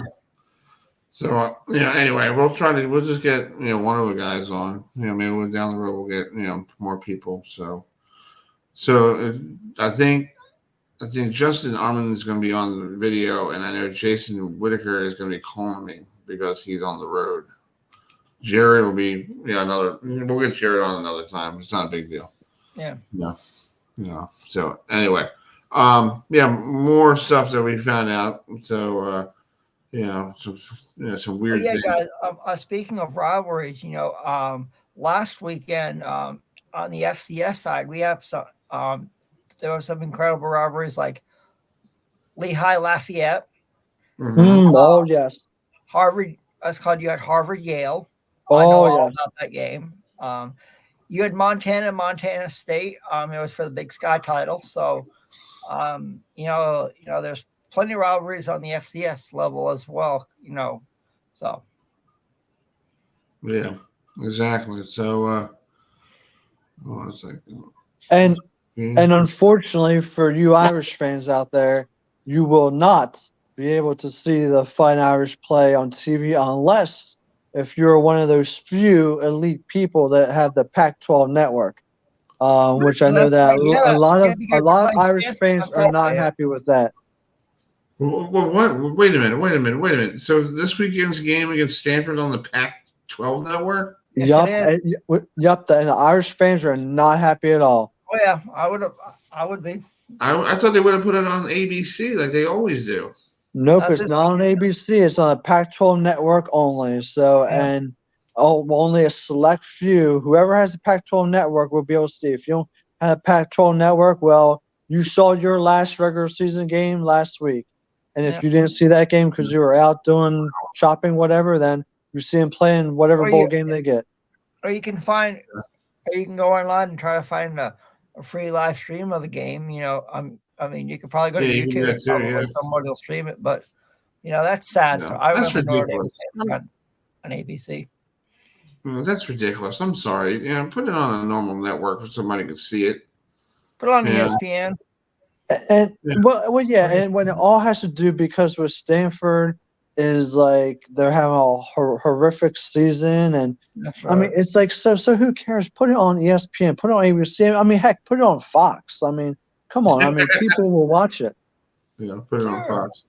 Put it on Fox as like the night game at like 8:00 or whatever. I mean, people will watch it. So I'm just it's just like, so if you're an Irish fan out there, unless you've got the Pac-12 network or you can stream live it somehow, you're not going to watch their final game out in Palo Alto, California. That's sad. Yeah, it is sad because that again is one of our traditional rivalries. We have many rivalries between Navy, between USC, Stanford, and it's like, I mean, it's like they're not even covering the games. So, well, here's the cool thing about Notre Dame. NBC and Notre Dame continuing their partnership through 2029. So that means that you guys will be still on NBC playing your games.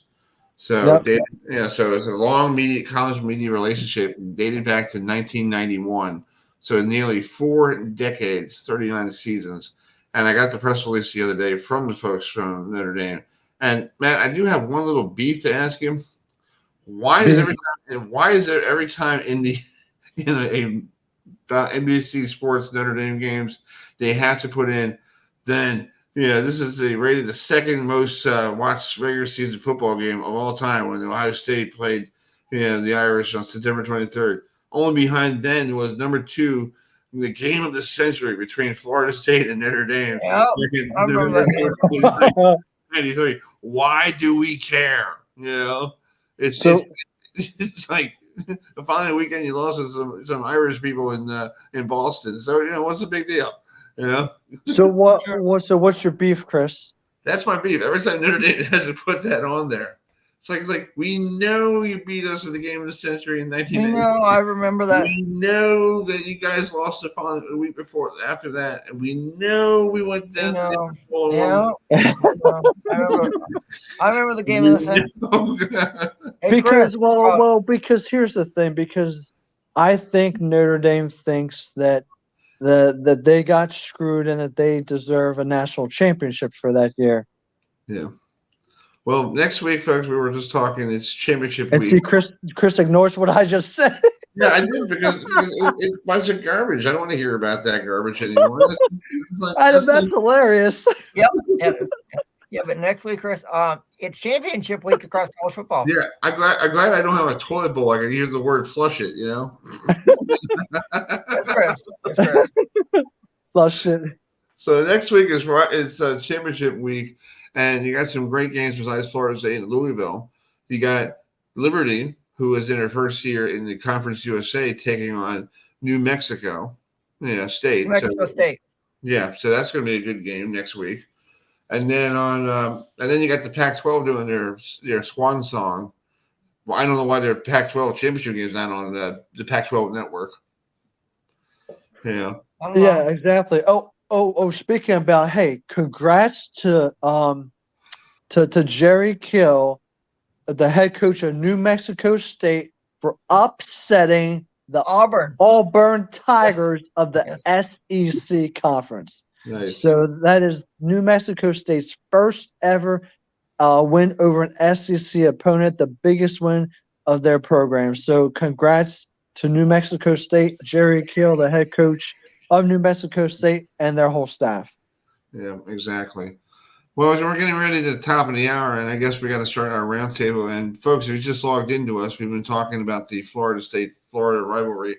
We do need to bring in our good friend Gene Deckenhoff, who will educate y'all about y'all. I sound like one of those Southerners.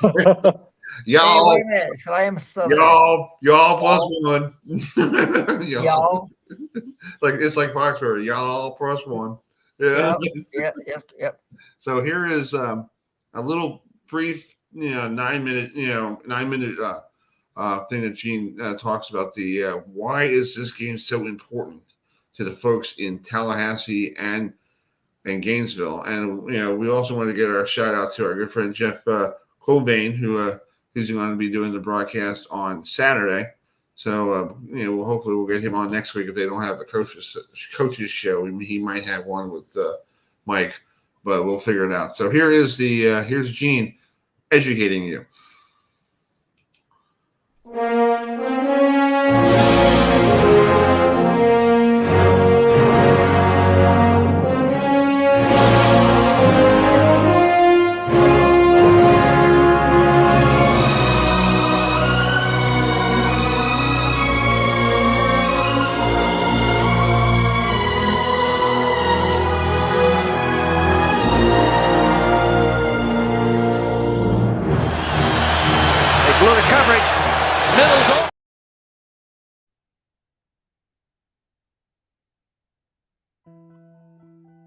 That one day every year in November is super special. It was just something about orange and blue. It just wasn't a good color combination for us. We got a lot of respect for Miami, but when it comes down to Florida Gators, I don't like them at all. When you play your rival, if you don't get emotional, I mean, let's face it, you shouldn't be on that field. To see that orange and blue, it just burns my eyes. You got to live with it for 365 days. And this is something that people are going to talk about for years. Any win over Florida is my favorite football game of the season. I'll tell you that right now. We stepped on that field with the mindset that we weren't going to quit. This is the rivalry that started it all. Florida State, Florida, the Seminoles, and the Gators. A rivalry steeped in half a century's worth of goal line stands and fourth quarter comebacks. In 1990, Steve Spurrier returned to his roots to coach the Gators, and the rivalry was intensified. Florida had been beaten down, and they'd had some problems. They had been on probation. They needed a new look, and they brought in Mr. Florida football, Steve Spurrier. And here was Bobby Bowden doing his thing in Tallahassee, Florida. So you had two great coaches, two great teams, two great programs battling each other. It was always good to beat Florida when he was there. And I guess probably the biggest thing that we could say is that Steve never won here in Tallahassee. And he probably still remembers that too. 1993 will always stand out to me because Florida State was ranked #1 in the country. And we get to Gainesville, it's late in the ball game, it's the fourth quarter, and on 3rd down and 10, Charlie Ward did his thing. He avoided a sack, he rolled a little bit to his left, he threw the pass to Warwick Dunn, who made the catch, missed tackle, and one guy had a chance to tackle him. He separates, and took it into the end zone to score.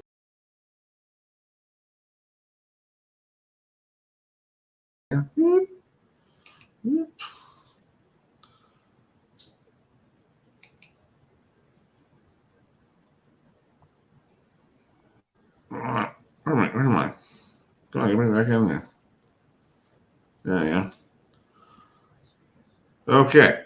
Sorry about that, folks. And a little brief history of Florida and Florida State. We had to make it a little short because of the time thing here. But so it's funny, Adam. I had a chance to meet Steve Spurrier and Matt a couple of years ago. This is 2019 when he was up at Charlotte for the ACC Legends, or now as the Honors.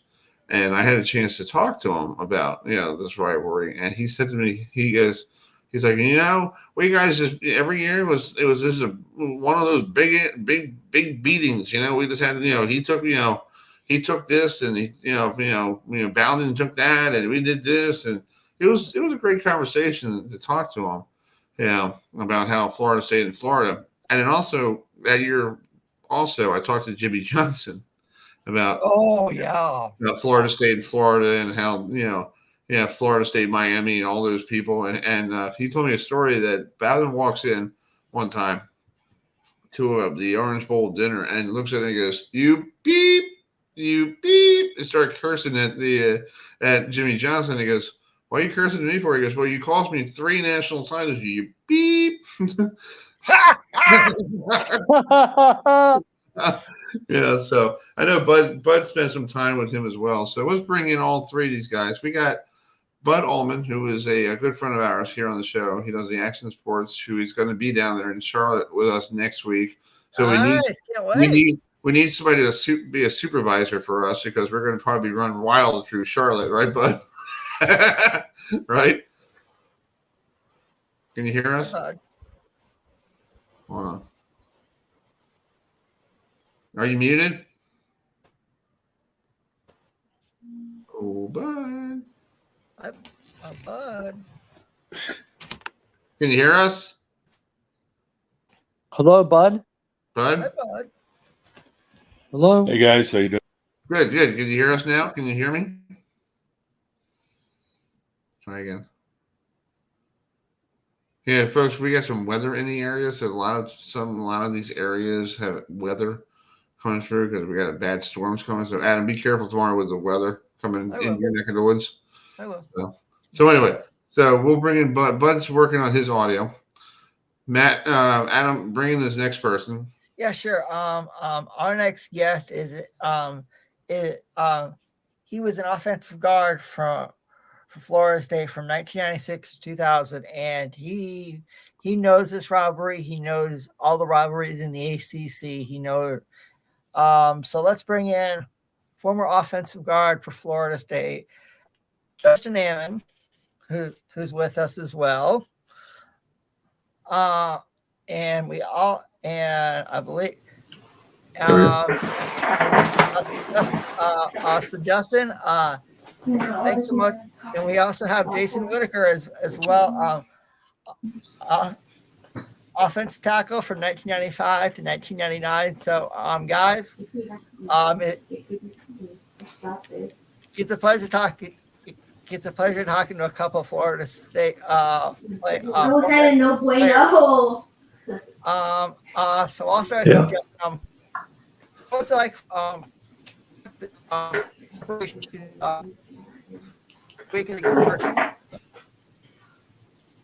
You guys can hear us? Yeah, it was breaking up just a little bit there. Okay. So what was it like playing in this rivalry game? You know, at the end of the year, you know, when you guys were in school. Honestly, the game wasn't a whole lot different than most of the other games, and Whit there could probably tell you the same thing. Hey, Whit, how you doing? Good. What's you? Hey, Jay. Good. And yeah, I think by the time you got down to that game, you'd already played, not 10, 11 games, and you just it was a rivalry. Game time, it was just a game. I mean, if that makes any sense. Leading up to it was. Yeah, that's where all the rivalry seems to take place. But once the game comes, just another game. Right. What about you? Same thing? Yeah. I mean, it's very close. I mean, basically for us, it meant if we won that game, we're going into the national title game. So that it was big in that aspect.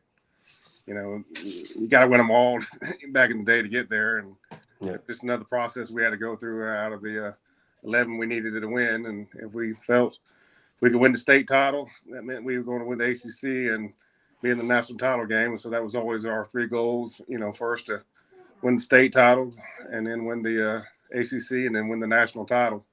And only did it one time. So we failed more times than we achieved it. Yeah. There it is. Hey, Bud, can you hear us?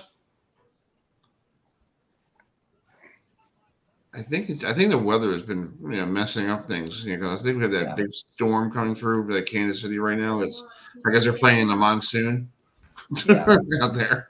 Yeah. But Justin, well, you're the one. I can hear you. Can you hear me now? Yeah, I can hear you now. Hi, Bud. Yeah. Hey, Bud, how you doing? Can you hear me now? Hello, Bud. Can you hear us? We can hear you. Yeah, we can hear you, Bud. How about now? Yeah, good. Can you hear us? I'll try to put headphones. Can you hear us, Bud? Feel good. I'll for a minute. Justin, I think you and I were talking on the phone last week that was your father played in this rivalry back in the old days, back in the 70s? Yeah, he definitely did. He was there at 68 through 71, and they didn't beat Florida those 4 years, the whole 4 years he was there. So So growing up, I mean, I heard about that rivalry all the issues, all even the though I time. have a strong signal. Okay. Right. So yeah, that rivalry was drilled into me from early on. Yeah. That must be pretty cool having your dad growing up. You're growing up and your dad was playing in this, and you saw, and then all of a sudden you got an opportunity to play in it, and you're like, wow, my dad played in it, I played in it. This is pretty cool. Yeah, it was, and I think Whit can attest to this too. We watched so much film. We studied our player, basically the guy we're lining up right in front of us, that kind of all the other hoopla falls away. Like I was trying to explain this earlier. It just falls away, and you're just keyed into that guy, and you know who he is. You've watched him. You know everything he's going to do. You're just so focused on him that you're not paying attention to the rest of that stuff, the rivalry, the fans, anything. You're keyed into that one guy right over the top of you. Yeah. Jason, question to ask you. Were you, when Florida played Florida State, did they used to come to Dole Campbell Stadium, used to step on the logo? Were you part of that huge fight, that kicked out George, the cornerback? Because I know as a kid growing up, I was like, oh, he's gone. Well, I mean, yeah, we were on the field. It was our freshmen, and Florida was dumb enough to put their damn seniors up there. So, oh wow! We lost about 3 or 4 our true freshmen, and they lost starters. Starters were back, and our freshmen were up the front, and they stomped it. And the fight broke out between our redshirt freshmen that were never going to play anyway. And I think they lost 2 or 3 starters. So, yeah, I guess they get a very good education from University of Florida. Yeah. Yep, I saw that fight happen, and I just stepped to the back. So y'all go ahead and have this. Step to the back. Don't get You're like, no, thank you. Yeah. Well, me growing up here in Maryland, everybody thinking, I'm in the state of Maryland, the Terps and all that stuff. My whole family, one brother's a Hurricane fan, the other one's a Gator fan, and I'm the guy who lives Florida State. So it was like I get ganged up during the football season about both of them. I'm like, so when we beat Miami, I text my brother the other night, my other one who's the Gator fan. I'm like, you're next. That's very similar for me because I was born in Gainesville, and my dad and my mom and my sister, were Gator fans, and there was no better way to piss off my sister than becoming a Florida State fan. And there you go. So, I understand that the house divided. That's awesome. Hey, I will say this to you, Jason and Justin. I work at a grocery store, and one of my managers is a Florida Gator fan, so I've already heckled her. Because I heckled her earlier today about the game. So I will say this. It's called. So I will say this to you guys. I've been watching. The reason why I became a Florida State fan was because of Bobby Bowden and Mike Martin Sr., the baseball coach. So so for you guys, so Jason and Justin, what was it like to play in the ACC at? In general, since the ACC is always loaded with really good schools. So, what was it like to play in the ACC in general?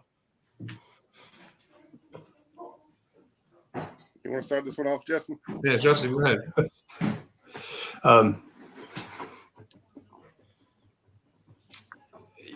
Yeah. How about you take this one? All right. It's one of those things. I mean, ACC was a great conference at the time. We had, teams fluctuating as the conferences changed. We were the dominant team in the ACC. I think my freshman year was the first year we lost in the ACC, so that was not a very fun experience. But we were the most dominant team. So it's one of those. Like I said, it was one of those goals that. That was one of the tasks. If we wanted to play the national title, we had to win the ACC. And, like I said, so, every year it started off with basically those 3 goals, win the state and win the ACC title. And then that would give us the chance to win the national. Yeah. That's true. And coming into the ACC, we literally dominated the entire league. And at the time, people were like, wow, these Florida State Seminoles are – because we came from the Metro Conference.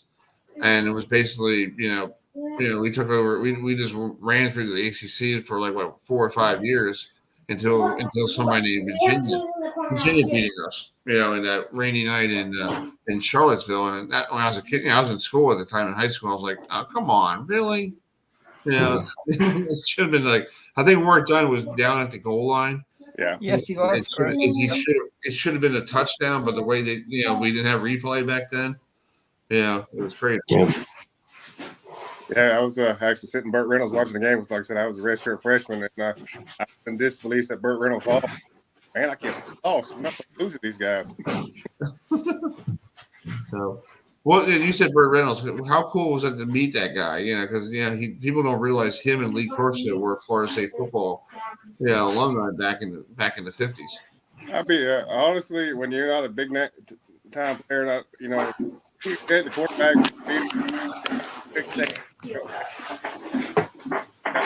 Hey, Jason, I will say this to you. One of my favorite movies of all time is Smokey and the Bandit, and a couple years ago, I went to Dollywood, and there's a place called the Hollywood Stars and Cars Museum, and I got a chance to sit in one of the Pontiac Trans Am from Smokey and the Bandit. I was like, I'm gonna get the Buford T justice if it's the last thing I do. So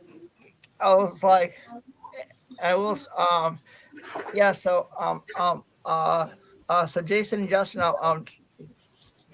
talk about Florida State's year this year.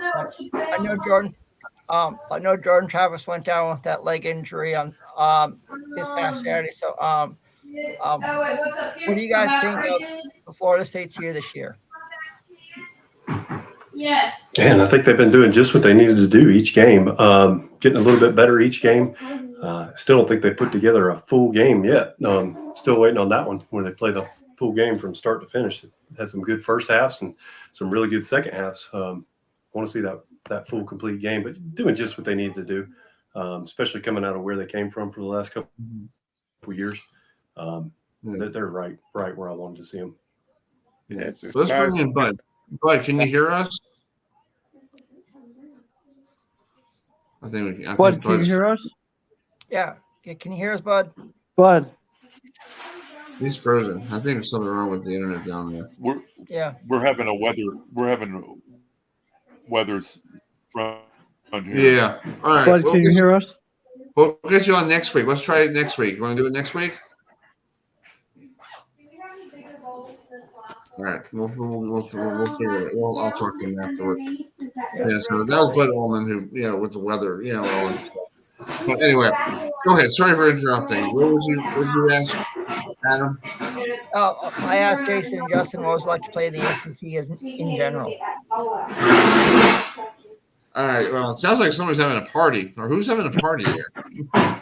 Yeah, who's having a party? It's yeah. I don't know. I want to be invited. I want to be invited to this party. That's probably it. Exactly. That's cool. All right, guys. So we're having some issues with the internet, but we'll love to have you guys on another time. So we'll fix it with the weather. If the weather's better, we'll do it again sometime down before one of the playoff games. Okay. All right. So Thank you for having us. Thanks so much. I see it. Thanks, Jason and Justin. See you, Justin. Thank you, guys. See you. See you guys. See you.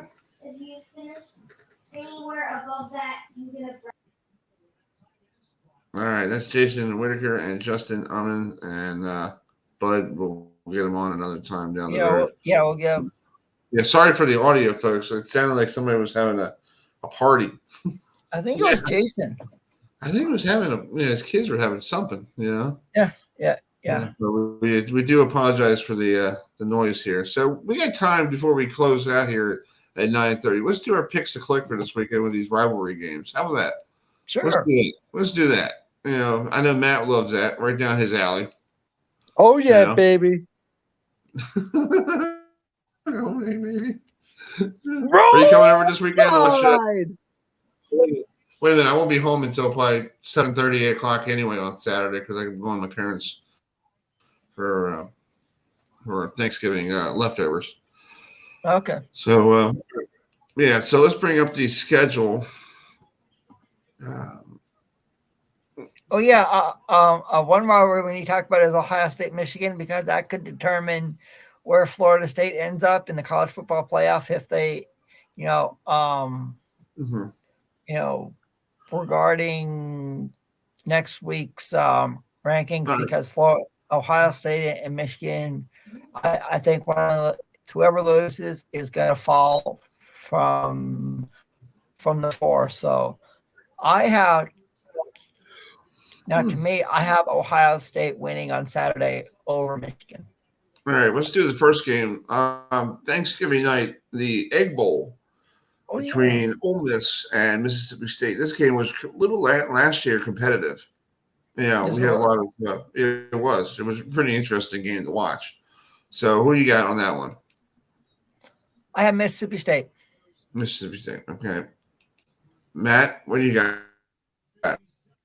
They're playing at Cowbells or at Ole Miss. Starksville at Cowbell. Okay, so at the Cowbells. Okay, so you know what? At first, I was leaning towards the Cowbells of Mississippi State, but Lane Kiffin is really looking like he's on a roll this year. He's doing really well. He's only got 2 losses, one to Bama and one to Georgia. So I say Ole Miss, Lane Kiffin wins. Okay, so Adam, you picked Ole Miss or Mississippi State? We picked Mississippi State. Okay, Adam. Since we had a former Mississippi State player on a couple weeks ago, and I have, so I have to. Yeah, we were trying to get some Georgia players on South Carolina with Anthony Wright, but I texted the guy and he was like, "Oh, I'm all set," and we don't know what happened to him. And Alex Ogletree, you're supposed to have Alex Ogletree on as well from Georgia, but yeah, I sent him a message too. He's like, "I got the link. I'm all set." And I'm like, are you good? Anyway, I pick Ole Miss in this game on Thursday night because I think Ole Miss is a little bit better than Mississippi State just fired their head coach not even a year after the Pirate passing away. Mike Leach. That was like really. I don't get it. So I picked that's Ole Miss and Mississippi State. Adam picks Mississippi State, and Matt and I got Ole Miss. Okay, the next one coming up here on. Let's do this a Friday game. All right, Friday games. Used to be, Friday games used to be good. Oh, I know. Now these games are like terrible. Well, here's CBS. Iowa versus Nebraska. Okay, this is a good. Iowa's already clinched the Big Ten West Championship, so they're going to win. Whoever they play on. Who they play. Nebraska's looking to become bowl eligible in Matt Rule's first year as a coach of Nebraska, and if they beat Iowa, that's a great achievement for him because he gets some bowl eligible. So, who do you think is going to win that one? I have Nebraska. Okay, Matt. Adam wants Nebraska. Well, I think the first one to 14 points wins that game. It's going to be a very low scoring game. In fact, it might be the first to 10 wins that game. It's going to be very low scoring. I don't expect. Expect a very low scoring game. Iowa really has nothing to play for because if they win, they don't go any higher. If they lose, they're not going to go anywhere either. They're in the Big Ten championship game playing against the winner of Ohio State, Michigan. So I picked Nebraska to upset Iowa. Yeah. I'm going to do the same thing, Matt. I'm going to pick Nebraska because let Nebraska get back to the bowl game. Yes. Yeah. And Nebraska does have a really good women's collegiate bowling team. That's 12 noon on CBS on Friday. So if you're not working, on Black Friday, you can or if you're celebrating a birthday. Yeah, birthday. Happy birthday. 8:30. Here you go. He's celebrating his birthday on the 24th. Yeah. Yeah. Well, here's the last game of this rivalry game. You got to go with the old Civil War. Yeah. Oregon State. That's right. Oregon, who is number 6 in the country, against Oregon State. The last time these two teams are hopefully they'll continue playing because this is what college football is all about. But we don't know what people do, with ADs and all that stuff, because Pac-12 is going to be, this is basically their last Pac-12 game. It is. If they don't go to the so Oregon State last week, they played Washington, and they lost. They lost. Oregon, they basically won over Arizona State. Sorry about that. Long day for me. So I Chris is ready for bed. I'm going to go with Oregon because Oregon is probably going to be playing in the Pac-12 championship game, right? Yep. I have Oregon winning as well. I like their quarterback, Bo Nix. He came from Auburn, and what Dan Lanning has done in Eugene is incredible. So I have Oregon, and then I have so they can rematch with Washington in Vegas. Okay. And Matt, you probably have the same thing. You want Oregon? And this game is being played in Corvallis or at Eugene? Let's see here, sir. God, you're going to question you and everything. Eugene, sir. Eugene. Okay, thank you. So I think, well, it's being played in Eugene. Oregon plays extremely well in Eugene. Oregon State will play, I think, closer than what the experts think. But I'm going to go with the Ducks and Dan Lanning. Oregon wins. It's going to be a rematch of Oregon versus Washington in the Pac-12 championship. Okay. All right. The next game is, let's go to Saturday. You got to go with the 12 noon game on Fox. Big noon kickoff with our good friend, Mr. Rob Stone. Yeah, playing at Michigan. Yeah, so you got the cheaters of Michigan. Yeah, that's why I'm picking Ohio State. Yeah. Well, here's my beef on this, folks. I feel like if Michigan somehow beats Ohio State, I think Michigan should be forfeiting the trip to Indianapolis. Thank you. Yeah, because I feel like you're not setting an example for your conference that it's okay to cheat, but we'll still send you to the title game, and play against Iowa, and your coach is going to be allowed to coach that game because he's done his 3-game suspension. Yeah, and it's going to be a freaking circus. And your people in the Big 12 is not, Big 10 is not used to having a lot of media members in the first place. So basically, you're going to deny a lot of local media people because you want to bring the big media people in because this is a big story. So I feel like if Michigan loses to Ohio State or wins or beats Ohio State, I think they should forfeit their right to go to Indianapolis. Yeah, I'll agree, Chris. I'll agree with that. I'll agree with that. Yeah, do you agree with that, Matt? Honestly, I have no comment with that. Okay. That's fair. That's fair. No comment. No comment with that, folks. No comment. Fair. That's fair. Thank you, Adam. I appreciate you respecting my no comment. Thanks, Matt. I appreciate that. Yeah, but I feel like it's an embarrassment to the work. To the school, to college football. Yeah. Really is. It's disrespectful. And here's the other thing is what is John Harbaugh is the coach of the Ravens. Is he doing the same thing? That's all I'm saying. So you're gonna pick Adam, you're picking Ohio State. Okay. I'm gonna go with Ohio State because they should be the right person to go to Indianapolis, not the wrong team. And Matt probably going to go. I'm thinking that because of the way the offense has been playing the past couple weeks, they haven't been playing on all cylinders. I mean, their running game has been great against Penn State, against Maryland, but McCarthy hasn't really been performing like he has the first 9 games or whatever. So. I'm thinking Ohio State will edge them out, all because the offense is kind of whether with the quarterback, the passing game isn't the same as it was the first 9 games.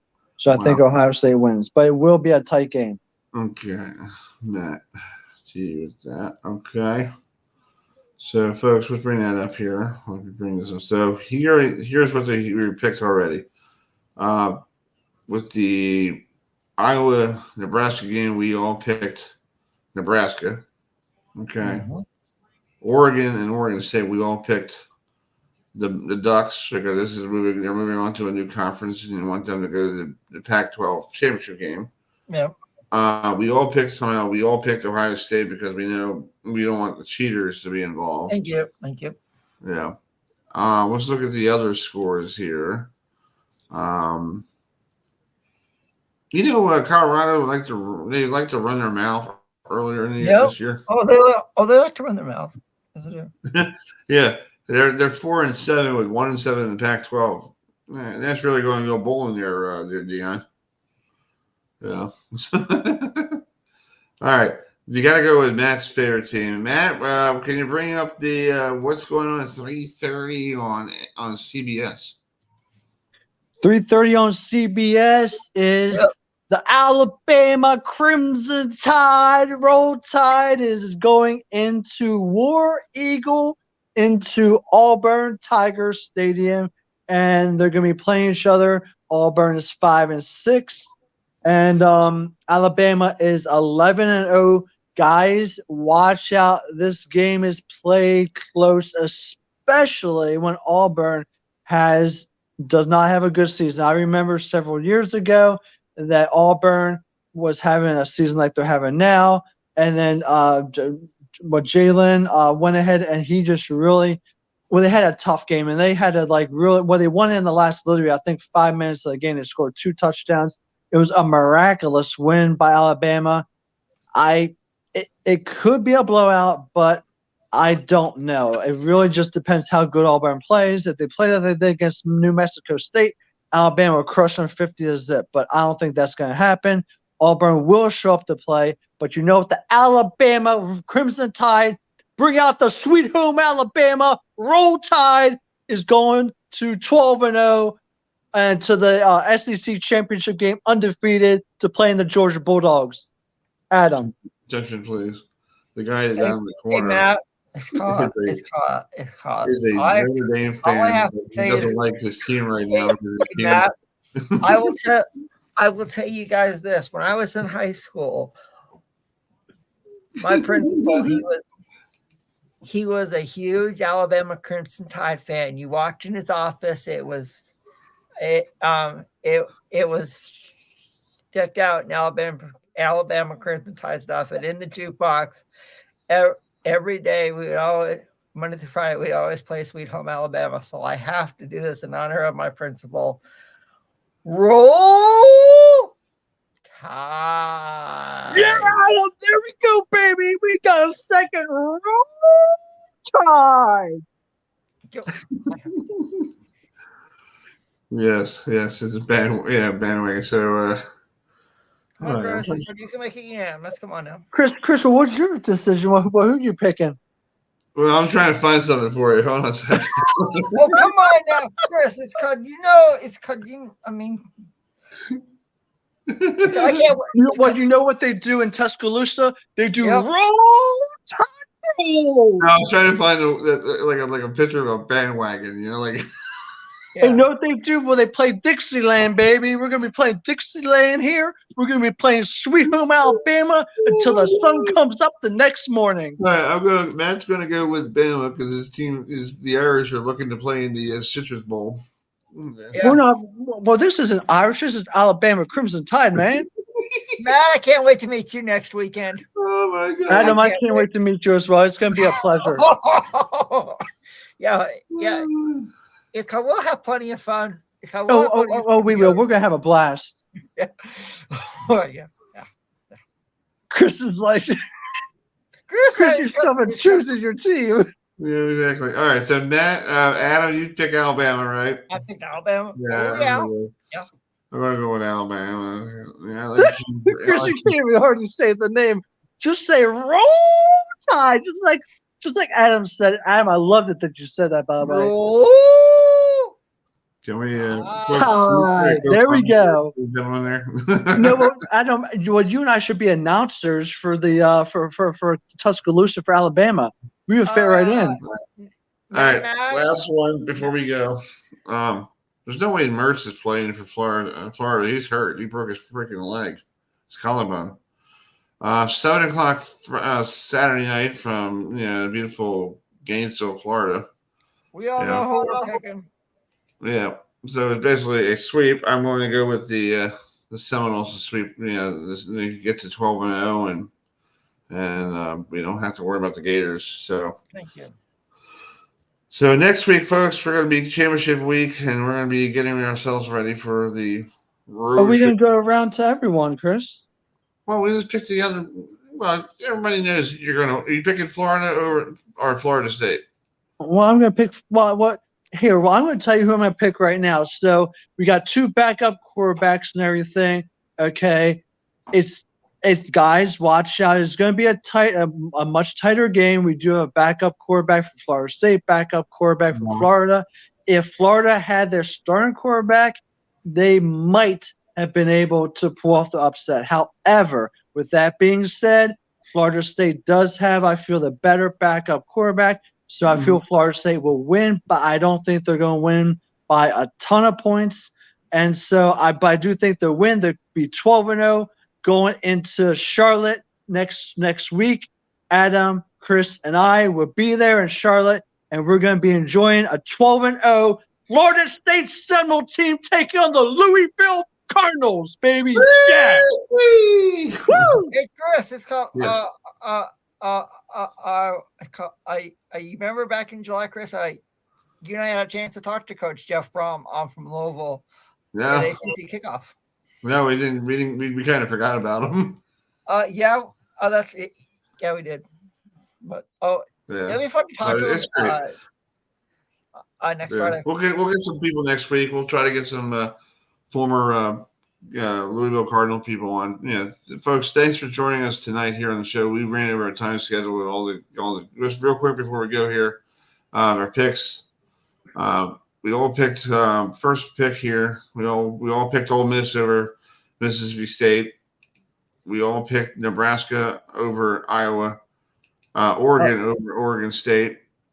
We all picked Ohio State over Michigan and Auburn. We all picked Alabama over Auburn, and then we all picked Florida State over Florida. So that's good. Yep. Matt, before we go here, I forgot to tell you, there's some exciting day here in the on this date in 1957. Your Irish knocked off the Oklahoma Sooners. Yes, we did. The Fighting Irish of Notre Dame went ahead and ended the Oklahoma's winning streak on this day. Also, we ended the Miami Hurricanes winning streak as well, I believe. Really? I think we did. I mean, not on this day, of course, but I think we did break up Miami's winning streak. I know Washington beat Miami down in the Orange Bowl in that 56 game winning streak that Miami had back in the late 90s was ended by the Huskies. 93. I think it was either 92 or 93. Yeah. I know that because my brother Will went into a hissy fit and started breaking things. So. Wait, broke things? What did he break? He took one of the our games, one of our Super Nintendo games, and smashed it. I can't. Oh my gosh. Yeah, exactly. He's a little violent. We're going to leave you guys with a this was on this date in 1976. Paul Simon hosted Saturday Night Live, and he brought in where he had performed with George Harrison, "Here Comes the Sun," "Homeward Bound," and rumor had it Paul McCartney and John Lennon were sitting in New York watching this. So the Beatles almost got together. Yeah. Wow. Yeah, but they didn't do it. So we're going to leave you with the song from, "Here Comes the Sun" with George Harrison and Paul Simon from Saturday Night Live back in 1976. And y'all, before we go, I want to wish everybody a happy Thanksgiving. Happy Thanksgiving to all the viewers out there. I just want to thank everyone for watching our station and everything, and we appreciate you watching us and your friends and family. Everyone be safe out there. Happy Turkey Day, Thanksgiving, drive safe. And don't forget about something happening on Friday. Yep, happy birthday on Friday. Yeah. Yes. Yeah. Well, I'll get Ricky to call you too, so I'll text Thank you you. Ricky's number. Okay. Thanks for our good friend Ryan Church for joining us tonight. Dan Torres stopping by. The head coach of Towson, Pete Shinnick, joining us every week. Ricky Aquayo, the great, one of the best field goal kickers in Florida State history, besides his brother Roberto, who's going to join us next week. Thank you for Jason Whitaker and Justin Amman to join us, and we will try our best next week to try to get Bud Alderman back on, but with the weather going on. If Jared's out there, we'll try to get a hold of Jared another time. I think Jared was on his way to his wife's funeral. Our blessings and our go out to you and your family, sir. We leave you with the George Harrison piece here. And we'll see you guys all next Monday night at 7:30, and we'll get yourself ready for championship week, and we'll start talking about what we're going to bring down to Charlotte. Roll Tide, everybody. All right. Good night, y'all. Good night. Ladies and gentlemen, my friend George Harrison.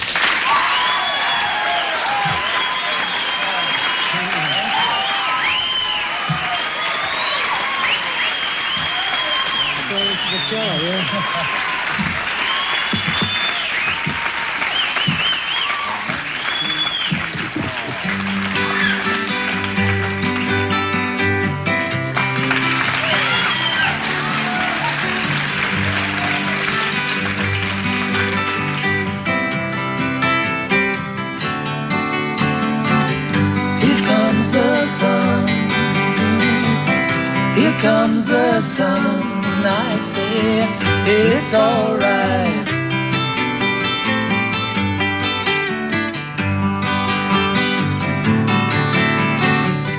Little darling, it's been a long, cold, lonely winter.